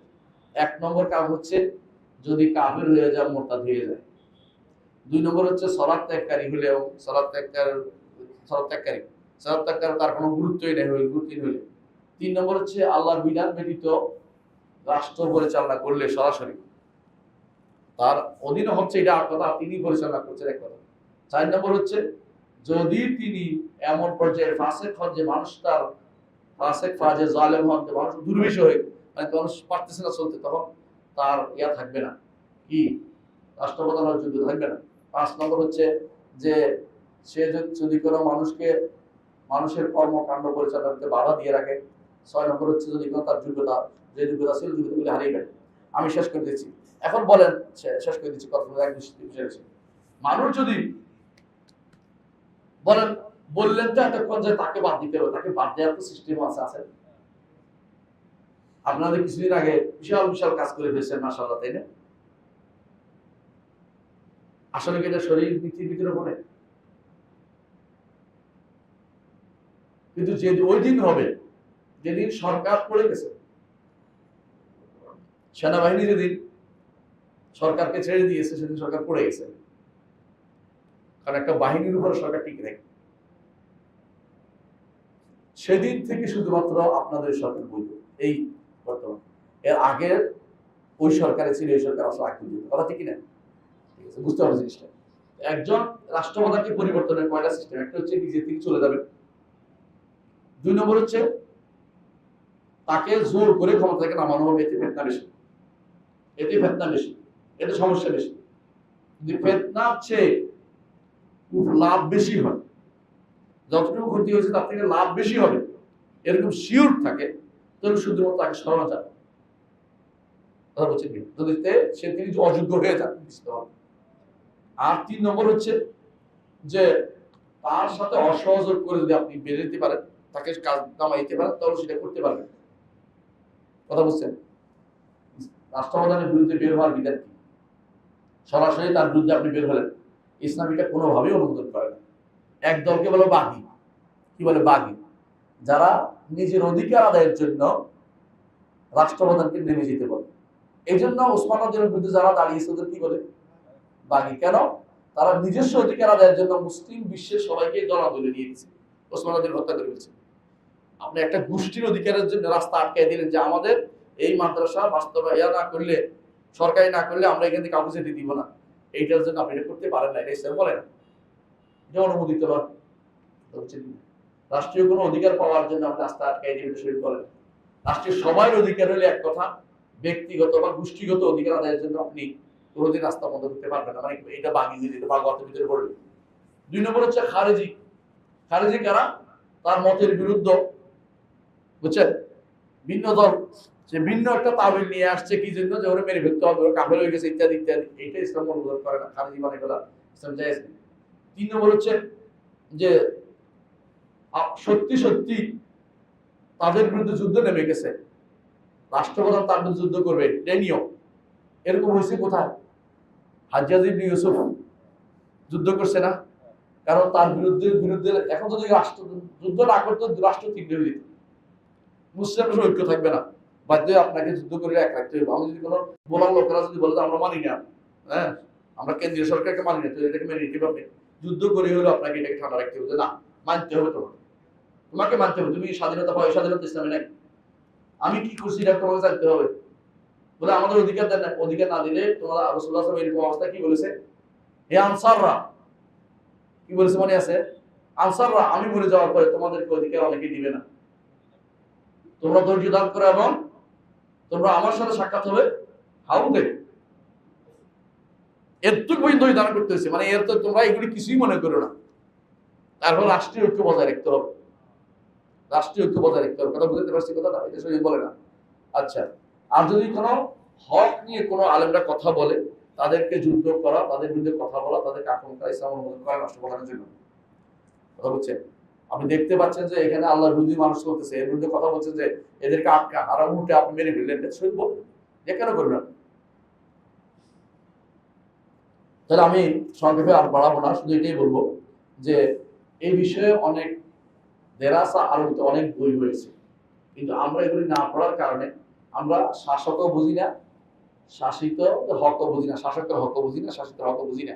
আমরা শাসক কে হবে, শাসক কে বানাবে, রাষ্ট্র আমাদের সুরার সদস্য কে হবে, অ্যাসেম্বলি সদস্য কে হবে, সুরা তো বুঝবেন না, হ্যাঁ কি বলে এটাকে, সংসদ সদস্য কে হবে এটাও জানি না, কারা ভোট পাবে এটাও জানি না, কাকে ভোট দিতে হবে এটাও জানি না। আমরা এখন লিবারাল গণতান্ত্রিক ইসলামিক গণতান্ত্রিক দল দাবি করে বসে আছি, লিবারাল আবার ইসলামিক আবার গণতান্ত্রিক, হ্যাঁ ইসলামিয়া মদের দোকান। এই জন্য কিছু বই আমাদের পড়তে হবে। এক নম্বর হচ্ছে ইমাম মাওয়ারদির লেখা আল আহকামুস সুলতানিয়া, ইমাম মাওয়ারদির লেখা আল আহকামুস সুলতানিয়া। আরেকজন হচ্ছে ইমাম আবু আবিয়াল আল ফাররা, তারও একই নামে গ্রন্থ আছে, নাম হচ্ছে আল আহকাম সুলতানিয়া। দুইটা বই আরবিতে আছে। 3 নম্বর বই আবুল মাআলি আল জুওয়াইনি লেখা আল গিয়াসি, আল গিয়াসি, এটার আরবি নাম হচ্ছে গিয়াসুল উমাম ফিত তাইয়াসিজ যুলাম, অন্ধকারে কিভাবে জাতিকে উদ্ধারের বিভিন্ন পথ দিয়েছে, এটার উপরে বই আছে। ইবনে তাইমিয়ার একটা বই আছে সিয়াসাতুশ শরিয়া, বাংলা অনুবাদ হয়েছে, এটা বাংলা অনুবাদ হয়েছে। আর আরেকটা বই আছে সিয়াস শরিয়া আব্দুল ওয়াহাব খাল্লাফের, এটা একটা ভালো বই আছে। আর মোহাম্মদ আল মওসুল একটা প্রশ্ন সুরুপ, এর বাইরে কমপক্ষে আমি সবগুলো বলে কয়েকটা বলছি, শুধু এখান থেকে 50টার উপরে বই আছে। শুধু রাষ্ট্র কিভাবে চলবে, রাষ্ট্রনীতি কিরকম হবে, ইসলামী রাষ্ট্রের নীতি কি, গ্রন্থে লিখিত হয়েছে। আমরা যদি এগুলি না পড়ি, এরপরে আমরা কি পড়বো? কারণ নিয়ম হচ্ছে রাষ্ট্র তো আর খালি থাকবে না, জায়গাটা কেউ না কেউ ফিল আপ করবেই। যখন আমি আল্লাহর বিধান করবো না, আল্লাহ যা বলেছে এটা মানবো না, রাসূল যা করেছে এটা করবো না, সাহাবায়ে কেরাম কি বলেছে এটা করবো না, তখন এই জায়গা পূরণ করার জন্য এখন আমি কোথায় যাবো? ইউরোপিয়ানদের আইনে ভর্তি করে দেবো। আমার বিশ্ববিদ্যালয়গুলোতে, আমাদের বিদ্যালয়গুলোতে আমরা কোনোদিন এই রাষ্ট্রপতি নিয়ে পড়াইনি। আমরা সবসময় শুধুমাত্র ফজিলত পড়াইছি, ফরায়েজ পড়াইনি, মানে ফদায়েল পড়াইছি, ফরায়েজ পড়াইনি। তাহলে একজন মানুষ এটা বুঝে যে আমি যদি কোনো বেরোই যে অনেক অনেক সব পাবো, বছরে বছর ধরে বেরিয়ে গেছে পরিবার টরিবার দেখে, কিন্তু একজন মানুষ এটা কেন বুঝে না যে আমার কিন্তু কর্তব্য আছে, আমার পরিবারের প্রতি, সমাজের প্রতি, রাষ্ট্রের প্রতি আমার কর্তব্য আছে, এবং আমার দ্বীনের প্রতি আমার কর্তব্য সবার আগে, এই কথাটা আল্লাহর প্রতি কর্তব্যটা আমার আছে, এটা আমার করতে হবে, এটা কেন বুঝি না? আমি অনেক কিছু বুঝি, আমি দেশের মানুষের কষ্টে আমার চোখের পানি চলে আসবে, ভালো, কিন্তু দেশের মানুষের ঈমান নষ্ট হলে আমার আরো বেশি কান্না আসা উচিত। ঈমান নিয়ে না নিয়ে গেলে আমার কি লাভ? আমি লক্ষ লক্ষ, আমি যদি কোনো কারণের ধন নিয়ে যাই আখিরাতে, আমার কোনো কাজে আসবে না। আর যদি আমি ঈমান নিয়ে যেতে পারি, ঈমান নিয়ে যেতে পারি, তাহলে আমার এই মানুষটা কাজে লেগে গেল। এটা দরদি বেশি হওয়া দরকার। একজন রাষ্ট্রপ্রধানের প্রথম দায়িত্ব হচ্ছে হিফজুদ্দিন, দ্বীনকে সংরক্ষণ করা। আর দ্বিতীয় দায়িত্ব হচ্ছে দ্বীনকে বাস্তবায়ন করা। আর এটা হচ্ছে শুধু হেফজুদ্দিনের মধ্যে, আর দ্বিতীয়টা হচ্ছে একামতুদ্দিন অন্তর্ভুক্ত, এটা একামতুদ্দিন রাষ্ট্র দিন প্রতিষ্ঠার মধ্যে। আর দিন দিয়ে দুনিয়া চালানো সেটা একটা রাষ্ট্রপ্রধানের দায়িত্ব। আমি যা ইচ্ছে তা নিয়ে আমি দুনিয়া চালাতে পারি না, এটা আমাকে জানতে হবে। এটা যদি না জেনে আমি নিজেও এক ভুল করবো, যে যাবে সে ভুল করতে থাকবে, তখন তার কাছে তখন মনে হবে এটা তো ভালো। কিন্তু ভালো, আমি আগেই বলেছিলাম, মানুষ যখন বিপর্যস্ত হয় তখন যেটা ভালো নয় এটাকে ভালো মনে করে, তার কাছে তো ভালো জ্ঞান নেই, ভালো জ্ঞান নেই। আমার মনে পড়ে একজনকে মদিনাতে পেয়েছিলাম, মসজিদ নববীতে। তিনি কোন এক দলের নেতা, বড় নেতা। তো উনি একটু বলছে যে উনি তো সালাফি মানুষ, আমার একটু পরামর্শ ছিল সালাফি তো খোঁজ নেই। যা বললাম যে আপনি তো সালাফি মানুষ, দেশে গিয়ে অন্তত একটা কাজ করবেন, আপনার লোকদেরকে আল্লাহ সম্পর্কে আকিদা শুদ্ধ করে দেবেন। আমাদের আল্লাহ সম্পর্কে আকিদা শুদ্ধ না দেখলে আমরা এত বড় ইসলামের কাজ করি। হ্যাঁ, কি বলেন? তাই বললাম যে ধরেন আল্লাহ সম্পর্কে একটা আকিদা, আল্লাহ সব জায়গায় আল্লাহ কিন্তু আসলে আপনি কি বলেন, আসলে বলে জায়গা হয়ে গেল না যদি খালি সালাফি মানে এলাকা থেকে নির্বাচিত হয়ে আসে। আপনি আল্লাহকে আসল বলে এক জায়গায় দিয়ে দিলেন না, সব জায়গায় দিলে আল্লাহ কোথাও দেওয়া হচ্ছে না, এক জায়গায় দিলে সমস্যা হচ্ছে। তো আসল বলে সমস্যা হয়ে যাচ্ছে। তিনিও কিন্তু সালাফি, সালাফির মধ্যেও বহুত রকম সালাফি আছে, নিজের চোখে দেখছিল বলতাম না। এরকম বহুত আমাদেরকে শিখতে হবে, দিন আকিদা না শিখে ক্ষমতায় যায় না কেউ। এই জন্য সলফে সালেহ সবসময় একটা কথা বলতেন, তাফাক্কাহু ক্বাবলা তুসাওয়াদু, নেতা হওয়ার আগে জ্ঞান অর্জন করো, নেতা হওয়ার আগে দ্বীনের গভীর জ্ঞান অর্জন করো। নেতা হওয়ার পরে তোমার অহংকার আসবে, আরেকজন করে শুনবে না, তখন তুমি কি করবা? বিবেক দিয়ে ওরা তাড়াই থাকবা, প্রয়োজনে তারা শাসাই থাকবা, প্রয়োজন তার কথা বলা বন্ধ করে দিবা। নেতা হওয়ার পর আমাদের কি আখাজা চলে যেতে প্লিজ, অহংকারী হয়ে যাবে, কথা বলবে না। এরকম বড় নেতা এখন দেখতেছি, দেখতে পাচ্ছি আমরা, হারাম বললে খেপে যায়। ওর নেতারা তো আরো খেপে যায়, আমার তো কথা দেশে পাঠাই দেয়, ওর অনুসারীরা আরো খেপে যায়। কোনো কিছু হারাম বলে ওরা খেপে যায়, হারাম করতেছে, আমি হালাল বলবো কি করে? এই জন্য দিনকে আগে শিখা দরকার, তারপরে দিনকে বাস্তবায়ন করবেন। দিনকে শিখা দরকার, শিখানোর ব্যবস্থা করেন। এই জন্য মসজিদে মসজিদে হালকা তৈরি করেন। শেখুল ইসলাম মাহমুদ আব্দুল্লাহ রহমতুল্লাহ আলী তিনি যে দাওয়াতে সিলসিলা রেখে গেছেন, মাঝখানে সৌদি সরকার ক্ষমতা ছিল না, জানেন আপনারা। আলে রশিদ ক্ষমতা ছিল। আলে রশিদ যখন মালিক আব্দুল আজিজ রহমতুল্লাহ আলী কুয়েত থেকে আবার গেলেন, গিয়ে তিনি জিজ্ঞাসা করলেন, মোহাম্মদ ইব্রাহিম, আমার নানা হইতে বংশ, আপনি আমার জন্য কি করেছেন? বলছে আমি 30 বছর তোমার জন্য লোক তৈরি করছি। এদেশে এখন আর কেউ আল্লাহর শরীয়ত লাগবে না এই চিন্তা মাথায় নেই। মসজিদে মসজিদে ঢুকে গেছে, দিন শিখিয়ে দিছি মানুষদেরকে। এখন তুমি যেটাই বলো আমি দিতে পারো তোমাকে। বলে আমার বিচারক দেন, বিচারক দিছে আমাকে, ইয়া দেন ইউনিভার্সিটি পরিচালনা করতে, তাও দিছে। নিজে মদিনা ইউনিভার্সিটির ওনাকে পছন্দ করছে মালিক, যে আপনি মদিনা ইউনিভার্সিটি হবেন, পরিচালক হবেন। তাই পরিচালক হয়েছে প্রথম মোহাম্মদ ইব্রাহিম আলু শেখ, মদিনা ইউনিভার্সিটি প্রথম চ্যান্সেলর। আপনার আবার ইসলাম প্রতিষ্ঠা করা সবাই চায়, নিয়ত ভালো। ভাই নিয়ত ভালো হলে কাজটা ভালো হয়ে যায়, নিয়ত ভালো হলে কাজটাও ভালো হইতে হবে। কাজটা কিভাবে করতে হবে এটা আপনাকে জানতে হবে। আপনার অনেক আবেগ আছে, আপনার অনেক আশা আছে, কিন্তু আশা নিয়ে হবে না। আপনাকে দিনকে গোড়া থেকে শিক্ষা দিতে হবে। আকীদা আমি প্রথমে বলছিলাম, তাই না? ইসলামী রাষ্ট্রগুলো হচ্ছে কি, অনেকগুলো জিনিস কি বলছিলাম, শুরুতে আকীদা ঠিক করতে হবে। প্রথম কাজ ছিল আকীদা, সর্বশেষ আকীদা। সর্বশেষ আকীদা কি? মরার সময় আকীদা, মরার পর আকীদা। আপনাকে এটা নিয়ে আগাতে হবে। আল্লাহ আমাদের তৌফিক দান করুন, আল্লাহ আমাদের বুঝার তৌফিক দিন, দিনকে বুঝার তৌফিক দান করুন। কিছু প্রশ্ন আছে এগুলো তুলে বলেন।